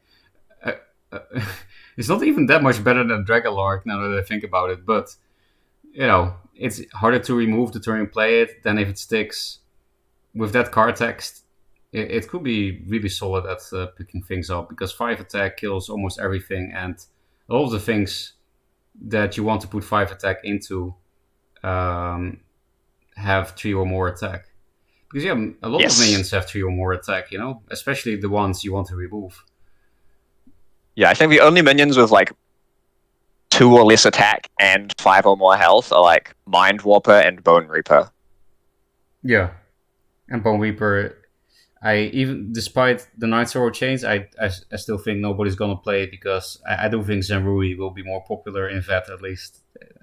It makes perfect sense. Also because VET, if you play Obelisks and Portal Guardians at least, is also weak to Zenrui itself, then it's nice to re-steal. And, since VET still has no real good big minion removal, or removal in general, Blind Scorch Zenrui and 2-drop, what was it? Saboteur Zenrui are nice as well. Because I'm looking forward to playing this. I'm looking forward to playing this in the Fire Spitter Mark of Solitude meme deck. Fire Spitter Mark of Solitude, best combo. I've got my 2-mana 5/5 ranged that can't attack. Now you've got an actually good card to Mark of Solitude instead. Also, what did it say about it? That infiltrate mostly due to Vanner needing critical mass of infiltrate cards and Glacier Elemental's infiltrate Wolfraven no longer needs it. I mean, that's a bit dogmatic, I think. Like, you don't need to give a lot of things infiltrate. You can even remove keywords or rework them from the game. Removing the infiltrate condition is the small buff, so we strip them off 1 health to the effect's potential to snowball games. So they think removing the infiltrate condition is a big buff. Okay, please, we'll see. Don't get fucked, because you're one of my favorite cards and not broken at all. At least I don't see how the fuck this card would ever be broken. Opening Gambit. Give allied minions Dying Wish, summon a treant on this space. Opening Gambit. Give all the allied minions Dying Wish, summon... What? Isn't it exactly the same? Other. It doesn't poop out a treant itself now. Oh, just like before. Because this was a buff that Dreamsloth put on the tree itself. They first changed the Vesper things. The Grove stopped being a Vesper itself and the Treants become Vespers. Then they also gave it a new stat line from 7/7 to 6/9, which is much better. And then I think after the third open server test or something, they also allowed the Opening Gambit to target itself. So they're just reverting the last buff they did to it, which is sad, and I don't know why, because seriously, who thought this was a problem card? Especially with the elemental nerf. I don't know. That seems totally unnecessary. Then we finally have a 7-drop without a real immediate effect that is playable, and then we just nerf it. Yeah, that just makes me sad. It seems so unnecessary. There's so many better cards in Duelist as well, including 7-drops, like, I don't know, Revenant. I think Elder depends on the meta, because this thing allows you to not die, but I don't know. What do you guys think? I think it's really not necessary, and they could have just kept it exactly the same. It's not a problem card.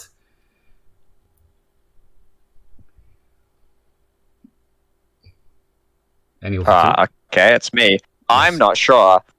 I think Vanar, when played like really, really well, was disgusting.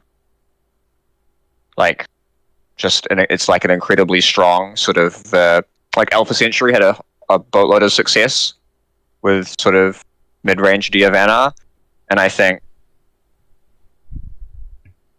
I mean, that deck's been hurt in a couple of places now with the Glacial nerf and the Grove nerf, but I think our nerf probably was warranted, because at like the very top levels, it did feel like playing against a Vanar deck was just harder than playing anything else except Twin Fang Magmar.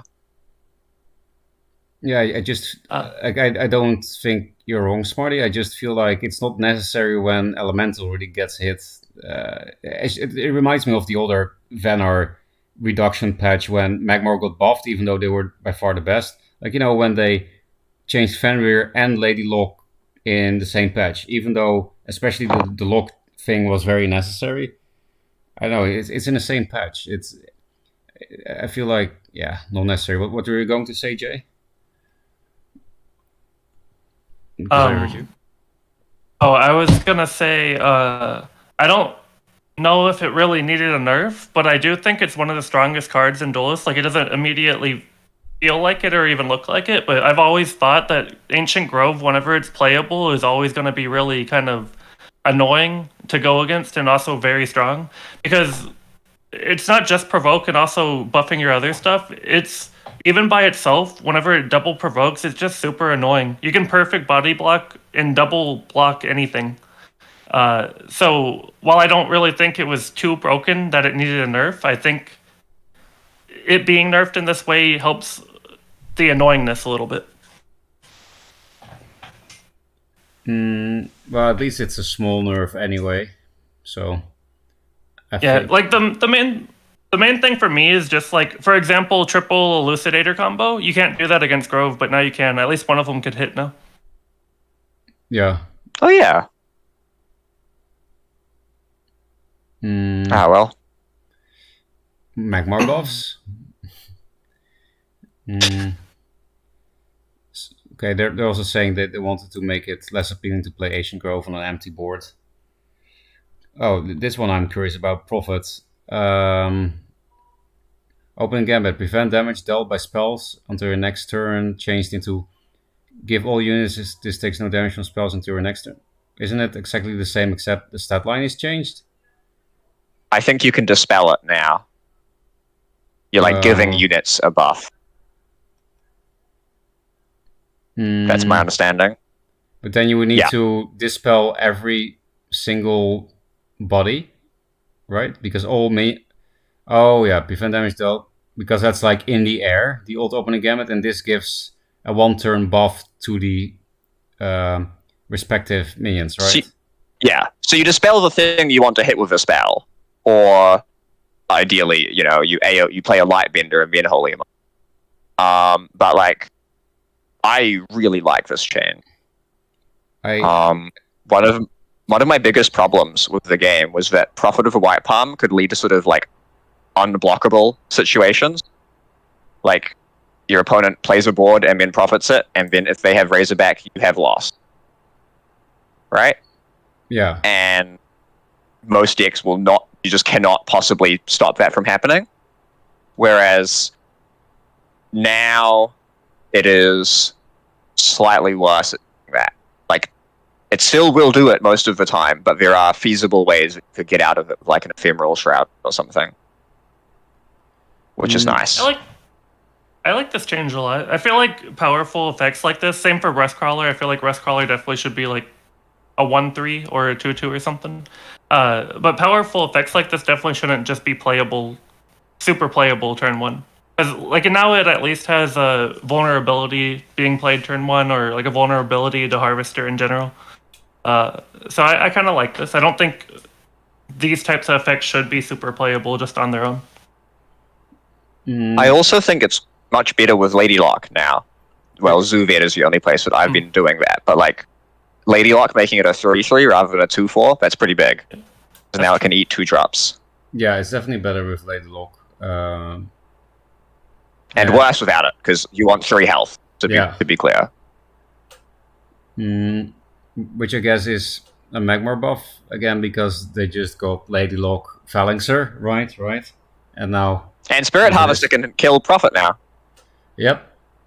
And they already lost if you played Prophet because of Flash. Wait, so... But I guess it no longer works with Flash, right? Because it gives units on the board it takes no damage. That's something I just realized. That's nice. It doesn't... It doesn't block Flash damage anymore, right?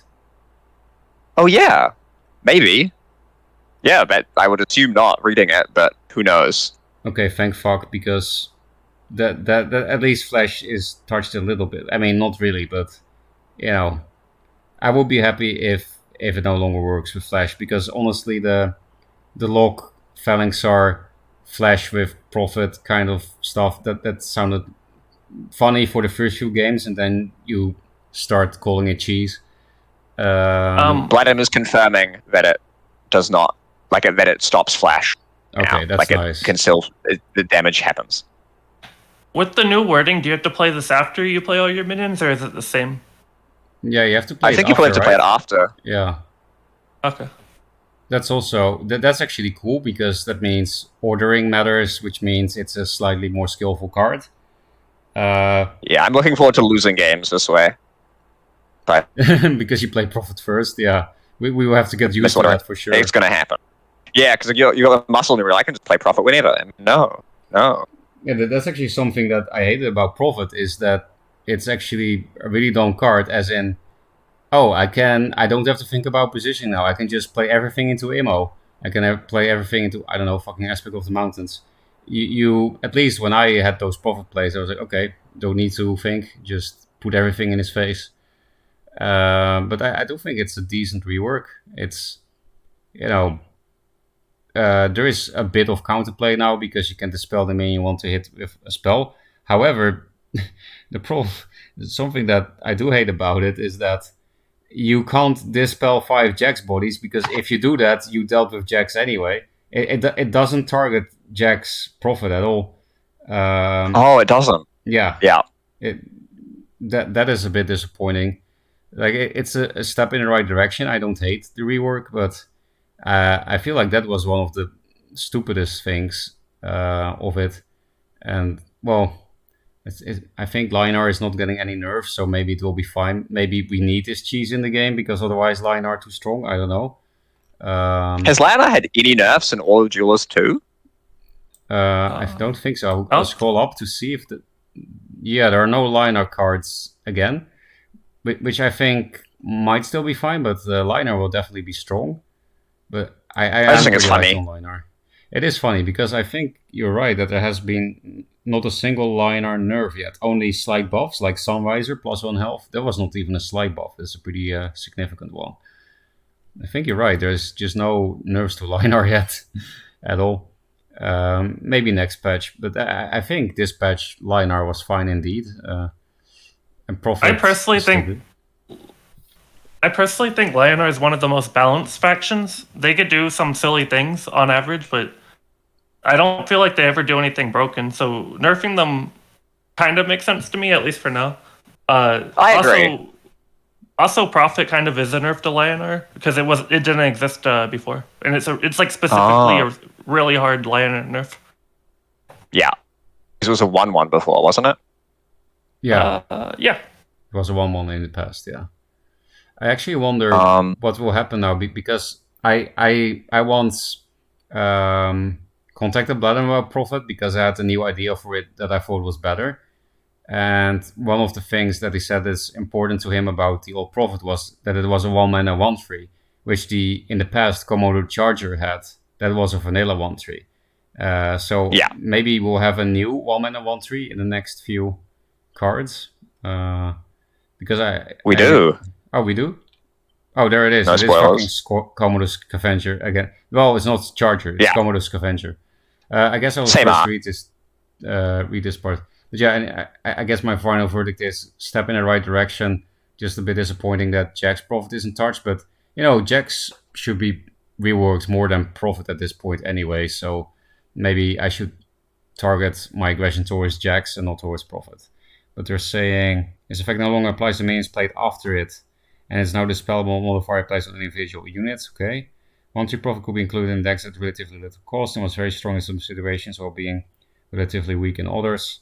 When it was strong, there was often no counterplay available. Yeah, that's exactly why I hate it.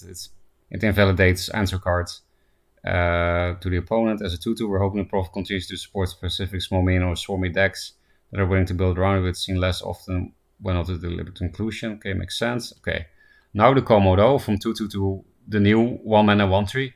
This gains health equal to the cost of the next artifact you equip. This gains attack equal to the cost of the next artifact you equip. So... Ooh.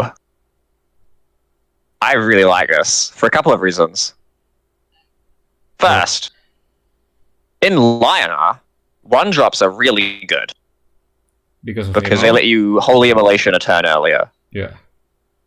And before, the best 1-drop was Prophet, which is pretty bad with Holy Immolation, turns out. I don't recommend it. But this is a 1-mana 1/3, which gets, does nice stuff with Holy Immolation. And also, Lion-R have a really strong artifact. So now they have 2 Windblade add-ups, but one of them is 1 mana and has 1 more attack and doesn't have Zeal. I mean, assuming you can find combo of Regalia, yeah. Yeah. But I think it's pretty strong in Lion-R. So I agree. I'd be surprised if this isn't at least played as like a 1 or 2 of in every Lion-R deck. But also a thought I had too is this probably will be played a lot more in Abyssian along with like Lady Luck or something, I feel like. Because like you always play Spectral Blade anyway, it's your best card. Or one of your best cards, so I feel like this would be really good in it. And then on top of that, I feel like Plasma might get played because of Abyssian's 3/3s now. They have 2 more 3/3s. So you do think the nerfed Spectral Blade is still one of their best cards? Yeah. Okay. Yeah, and Abyss also has a problem with early drops anyway, so makes sense. So that's the biggest Komodo can get, right, is 5/3. There's no more than 4 mana artifact. I don't think so. Yeah, it can get to be a 5/3 off Arclight Regalia or Cyclone Mask or Hexblade or Adamantite Claws. Rest in peace, though. 1 mana, 4/5 with Skywind Glaives. That's true. But actually, it will have 6 attack then. So yeah. Ooh. Okay, not 4/5, but 6/3. Yeah. What do you think, Jay? As a Skywind Glaives enjoyer, what are your thoughts? I think it's really cool. I like seeing as a lizard lover. I like seeing big lizards. Oh, that's true. This is the J change. It's for him. Oh, they actually probably Bladam wrote this then. With Prophet moving to a 2/2, we thought it would be nice to have a 1 mana 1/3 neutral elsewhere. Yep. Additionally, it was often. Oh yeah, you just said that. Yeah, predicted Bladam. I know you. Additionally, it was often correct to play 2/2 Komodo and pass a turn without equipping an artifact, which led to lots of variance depending on whether or not the opponent could access the easily clearable 2/2. For 1/3 stat line, we hope the card will be more consistent gameplay wise and lead to fewer blowouts. Like, just make it less high rolly, I guess. I think, is it less high rolly? I don't know. I feel like it's just slightly, it's a different card, but I think also not really. I think it's very different, but also when it high rolls, when it high rolls, you just win because it's got a gazillion attack. It's a one shot. Like you play 2 of them and then a Regala, and the game is over. Yeah. So I'm not sure if the text makes total sense, but I know it's interesting. I don't hate it, and if it turns out to be high rolling and toxic, it could be changed again. But at the moment, it seems cool. Yeah, I'm really excited for this. Oh no, I see a CPG nerf. No, it's Blood Rage Mask all over again. One of the coolest cards in Duelist. Well, Blood Rage Mask wasn't, in case people thought I was saying that. That was a toxic card, but we got the CPG nerf again, chat. And Smarty and Jay. It's exactly the same. Yeah, Tracer is my favorite card in Duelist, like design-wise. I don't like seeing this change. I do think it would have been needed in the future. I told Bladam that a long time ago, but I don't think right now it's a big deal, especially because they nerfed Twin Ping. Yeah, and also Cyclone Mask is fucking 4 mana, so it doesn't really Mask of Shadows buff, though. That's go true, mask Silhouette Tracer killer thing.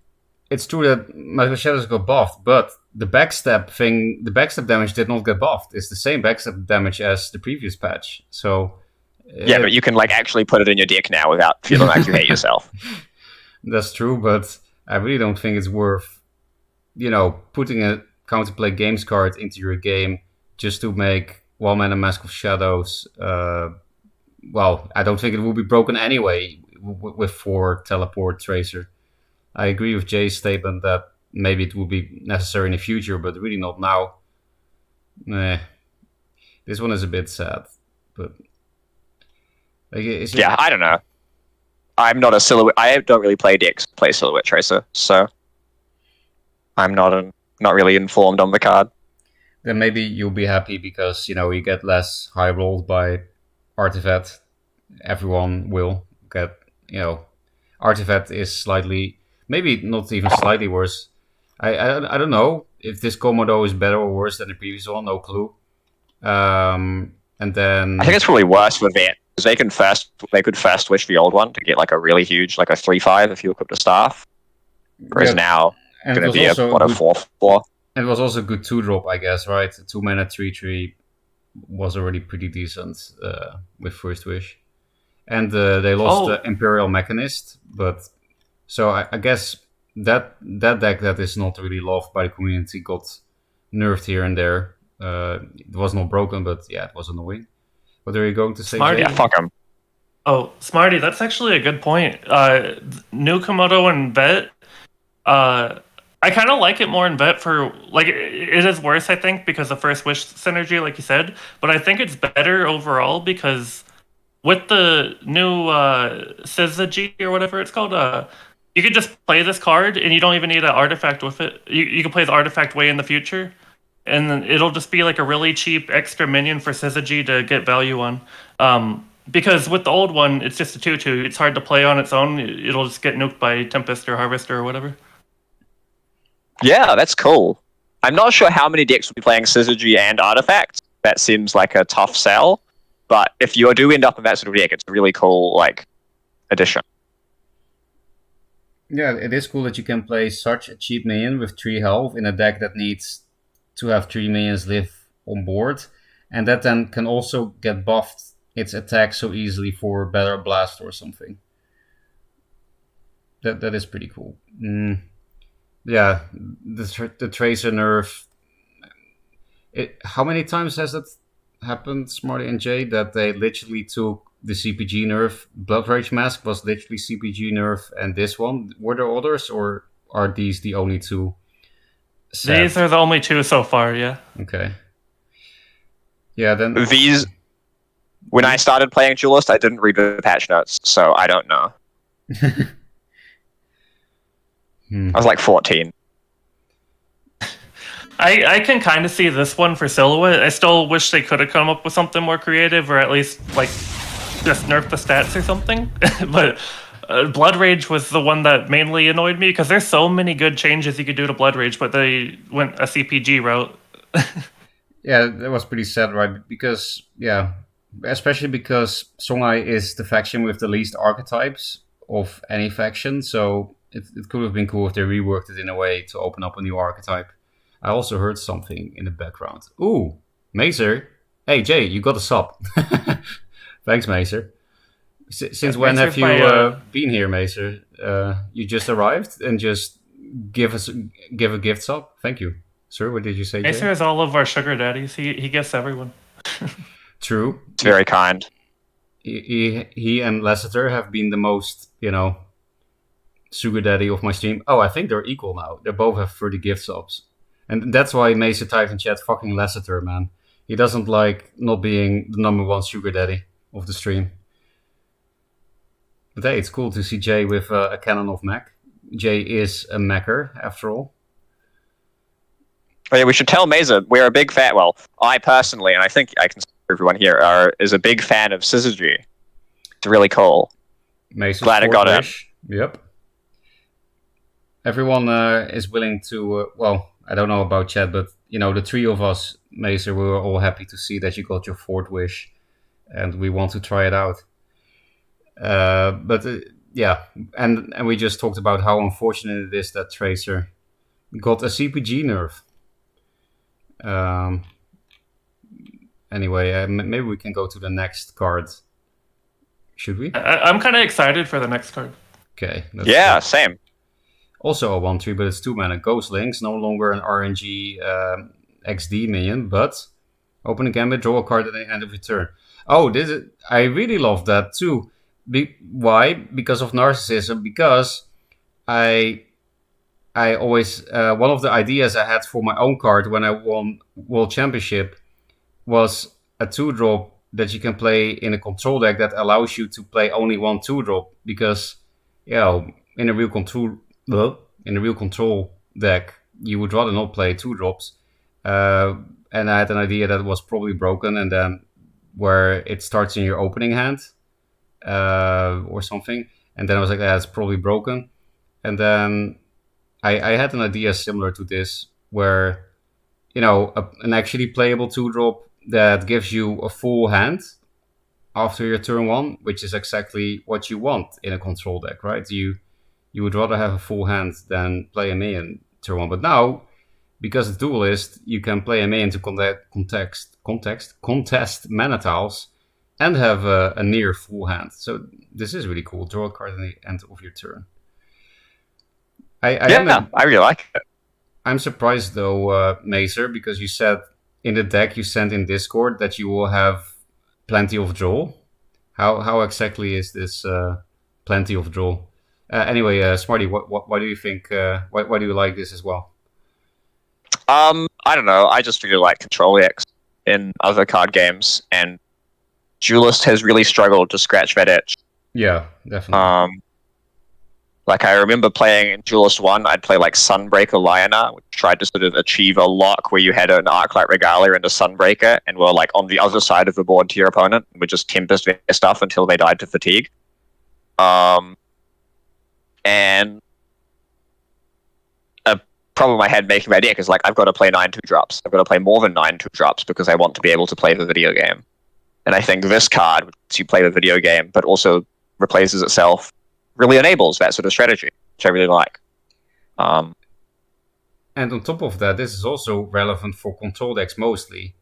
It's in the late game, it's a 2-drop that is not necessarily bad to draw. Like, if you draw it in the late game, you don't just lose because you didn't get your late game, because you can play this and then still play your late game because maybe you drew it off the Ghost Links. It's not a horrible top deck because it replaces itself. Yeah. And Ghost Links was silly before. It was. And, like, not really silly in a fun way, because sometimes your opponent would play it and then you would just lose because it was a 2-mana repulsor beast. Yeah, or the other way around, right? That, this never happened to me, but the fact that it was possible is a bit silly. That they could Ghost Links their Omi in Abyss or Magma or something with no movement spells, and then you die to some random bullshit like a Vorpal Reaver that was out of range, or Sand-Trapped or something. I don't know, it never happened, but it's nice that that kind of stupidity clownery is no longer possible, and that we now have a real control card. Oh yeah, when we were talking about the problems of 2-drops in Abyss, this is also a pretty solid option, right? Especially if you play a lot of cheap stuff like Grasp, Void Pulse. It's a nice turn 1 to have a full hand, and then you can do some grasping, play your whole hand. Big thing for me is I'm just curious why it wasn't a 1/4. Because when I look at stuff like Rustcrawler, I'm like, how is this thing a 1/4? This thing's broken. But how is this thing not a 1/4? I do really like its effect, though. I'm a big fan of these cantrip type of cards. It's why I like Artifact Hunter so much. I like having a full hand at all times. So it's really cool. I think it's another Vitruvian specific type of card. You could play it in other stuff, but I think Vitruvian will probably want it the most. I do agree, actually, that it would be nice if it was a 1/4, because there's no way it's going to be broken if it's a 1/4. It's a big why not, especially when you compare it to Rustcaller. And the 1/4 still needs to be babysit. It still doesn't trade into a 2/3 2-drop by itself, so it's still not even that great of a stat line. And I think it's also nice that with 1/4, a single Tiger doesn't ruin your turn 1 play. It's not that bad because you just take the 3 damage and do whatever you want, but it is nice to have 4 health for that reason too. I would like it at 1/4, but that also just means I like the card, right? That's why I want it to be better. So this is a cool change. I'm a fan. Another thing to mention, I love meme cards are good, big fan. But Ghost Links is like the little brother of a much funnier meme card. That being Pedo. True. Who does the whole thing. And so I think if our meme card had to be hit, I think Ghost Links is the one to do it. Because if you're really going for it, play Pedo. Don't half meme by playing a 2-drop that does the joke. Yeah. Lean in. And we might also, I doubt it, but we also had the big brother of Ghost Links that looked kind of similar. Maybe it was on purpose. Which was also much funnier, that we don't have currently, the Amphibear card. Oh, yeah. Just put everything into a corner. Let's see what they write about it. Ghost Links has been reworked to allow low curve decks to sacrifice some tempo exchange for more options in the following turns. Oh, so they were actually not thinking about control with this card. To play more cards per turn without running out of steam. For your future RNG teleporting needs, please call Pedo. Oh, there you go. They agree with you, Smarty, that Pedo is the superior meme. I'm surprised they don't see this as a control card, but, doesn't matter. We can still play it in a control deck if we want. Yeah. I'm going to try it in basically everything, I think. That doesn't have, like, a bunch of drops I'm already excited to play, which I guess is most decks, because you're already like, ooh, Primus Fist, ooh, Healing Mystic, ooh, my dumb faction drop. So that's 9 already. But yeah, hype. So I guess we should go to the next one then. And it looks like it's just a tiny buff to Archon, just +1 attack.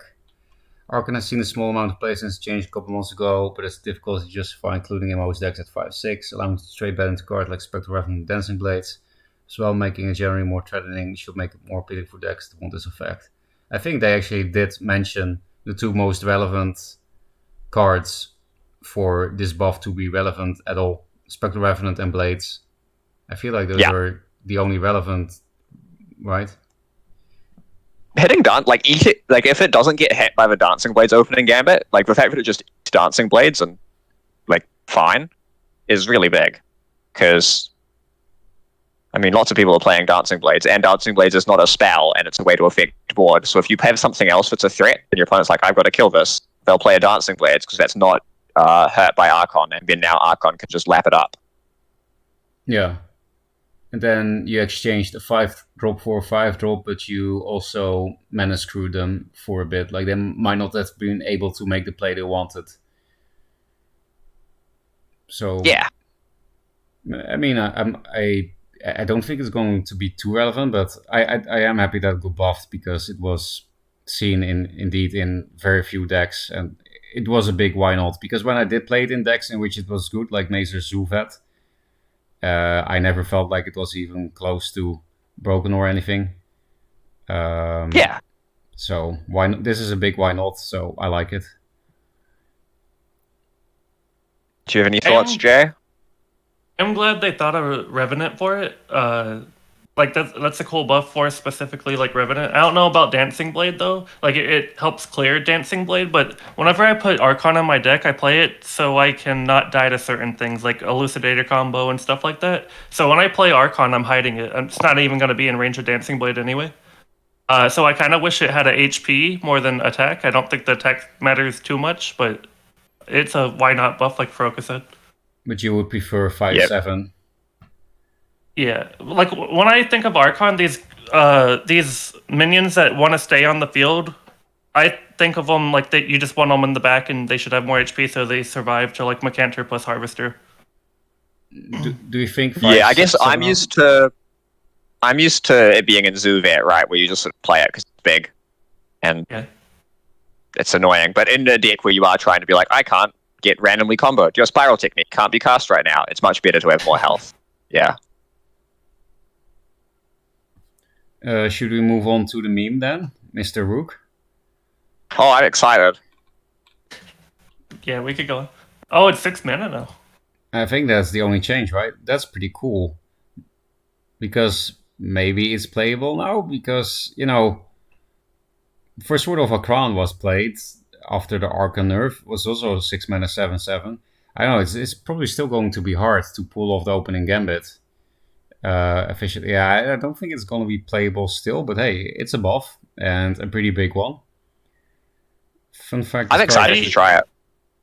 Yeah, I'm with Smarty. I'm really excited for it because if you think about the 6 drops contesting it right now, you have Sword of a Crane, which is a 7/7. You have Elix, which I don't think is the greatest, but people still play it. It's a 7/7. So this card is kind of like a removal in some cases. And it's also damage. So in like Vanar and stuff, they'd probably love it. You get extra removal, which they kind of want a little bit of damage. And they also want face damage because they don't have any. And it's also just a good drop in general. I kind of like it. Yeah, in Vanar, you like half sister something like, you know, you can half sister, swap with a minion, swap with an enemy minion, play Rook next to it, and then charge back in. Perfect. What a great line. And that also has some synergy with Aspect of the Fox, I guess, like Aspect of the Fox Dancing Blades. You only need 3 spaces difference to kill the Land of Fox, the Aspect of the Fox. So do you two think it's playable now? I'm not sure, but it looks fun at least. Not total meme. I'm not sure, but I think it'll be playable. I think it'll be like First Sword, or maybe slightly better First Sword. I don't think it'll be like too strong or anything. It'll probably be like first sword or something where it's like played every now and then. I think it's definitely playable though. I think Vanar, I could see myself playing it in Vanar a lot. I'm looking forward to turn 1, player 1 going flash rook and doming my opponent for 6. Oh, that's actually kind of disgusting. It will still have 3 health as well and 7 attack. Holy shit! It's fucking stupid. flash. It's gonna be fun though. And then we. I mean, you keep her at next turn. Oh yeah. No, and then you just walk it back onto the mana tile and keep her. Nice. Beautiful. Yeah. But maybe that's how I get to S. Just do that. Try that out. If it happens, please tell me. I will look at the replay. I want to see what happens if somebody gets rooked turn 1. I also heard a notification. Okay. Oh, there we go. Macer is now above Lasseter, fighting against each other. Thank you, Macer, for another gifts up to Hempmind. And Hempmind is now also a mecher. And of course he spams, the Valve emote. I'm not surprised. Thanks, Macer. Anyway, it's cool to just, cut a whole fucking mana crystal into a total meme. And now see it's playable. I wouldn't be surprised if Kieran is going to play this now for sure with the airdrop, 2-drop in Lionar. It could actually be decent in Lionar for that reason. I don't know. Because that's the main problem of Rook, I think, still as a 6-drop, is that it's hard to drop it in a space where it can actually walk many spaces to do the damage. That's why I'm not sure what you two mean with Vanar. How do you think... Well, is it the Hard Sister thing? Is that why you think this is good in Vanar? That you just said? I mean, I was being silly, but maybe. I think Vanar doesn't... Vanar kind of likes just having a big card they can play after sort of going if they play 2 minions a turn for a while, having a card where you play one big thing to refill. Because that's what Tree did, right? Yeah. And this is sort of similar. I think it's not going to replace Tree or anything, but maybe for people that don't like to play Jax. Sorry?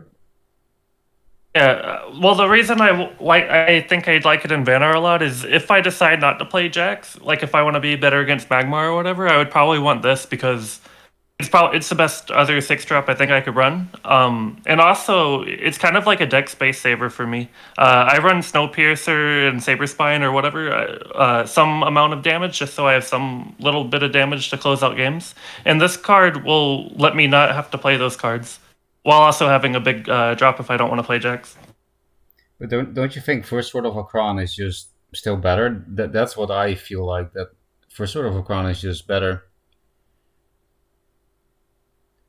Rook is burst without having a board, which is something that Vanar is frankly really, really bad at. Yeah. So that's kind of nice. It can actually make use of the effect too in Vanar because of the Hearth Sister thing, but I don't think that's the biggest thing. I just think it's probably the best 6-drop they have other than Jax. I think First Sword isn't as great because if you have a board, you have Razorback anyway. You're going to get that value. So I think having the burst potential is better. In Lionar, I think Lionar might want it, but it's weird because in Lionar, you never get the value, I don't feel like, because you always want to be in their face unless you run that airdrop 2-drop thing. Yeah, which is at least more playable since the last patch, but... Fun fact, this card came to be when one of the devs made a new system for creating cards, and as an example to just demonstrate how it worked, made Rook and called it Snack. Oh, his Snack Indian Facebook meme. I thought it was hilarious and kept it in.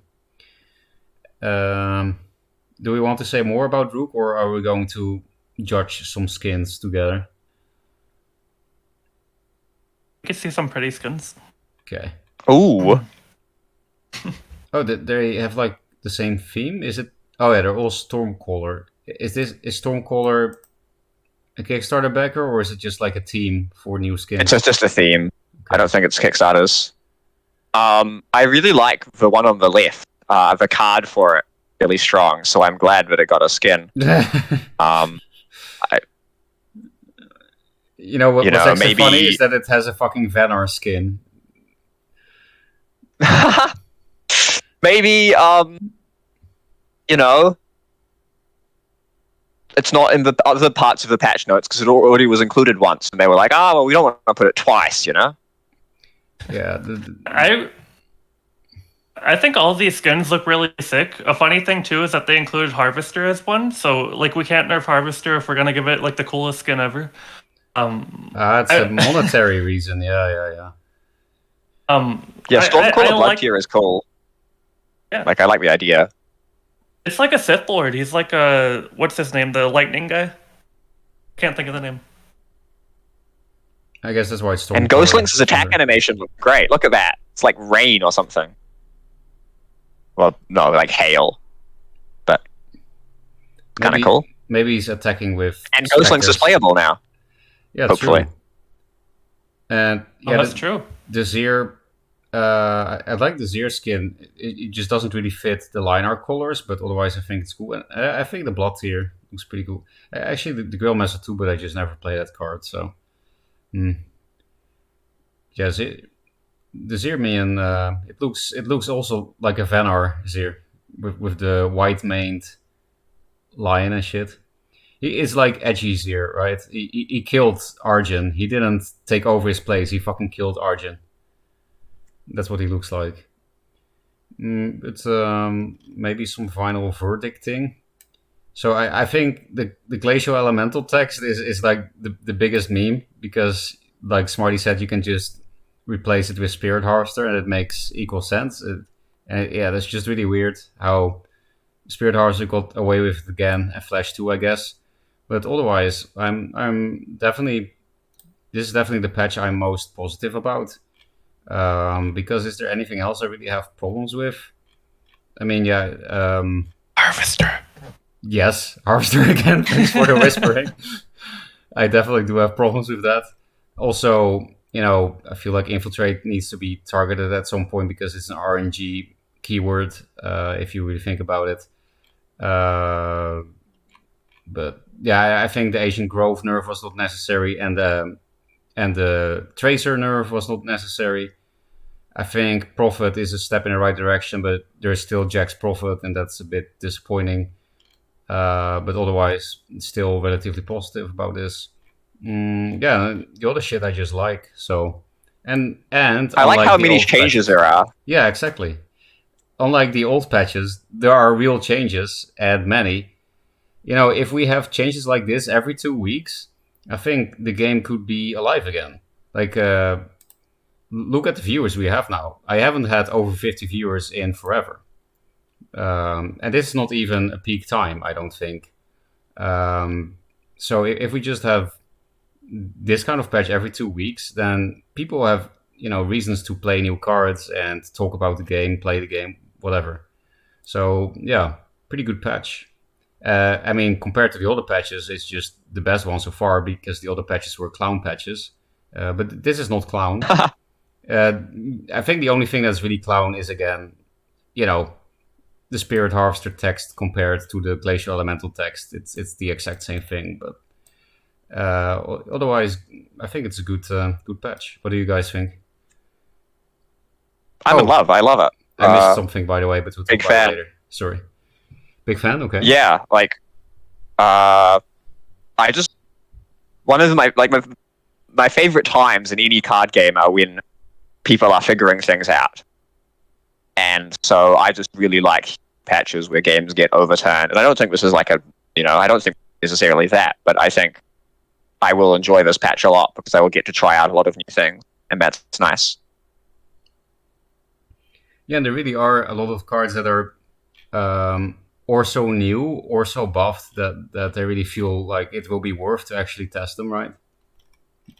Like Syzygy and Imperial Saboteur are really new.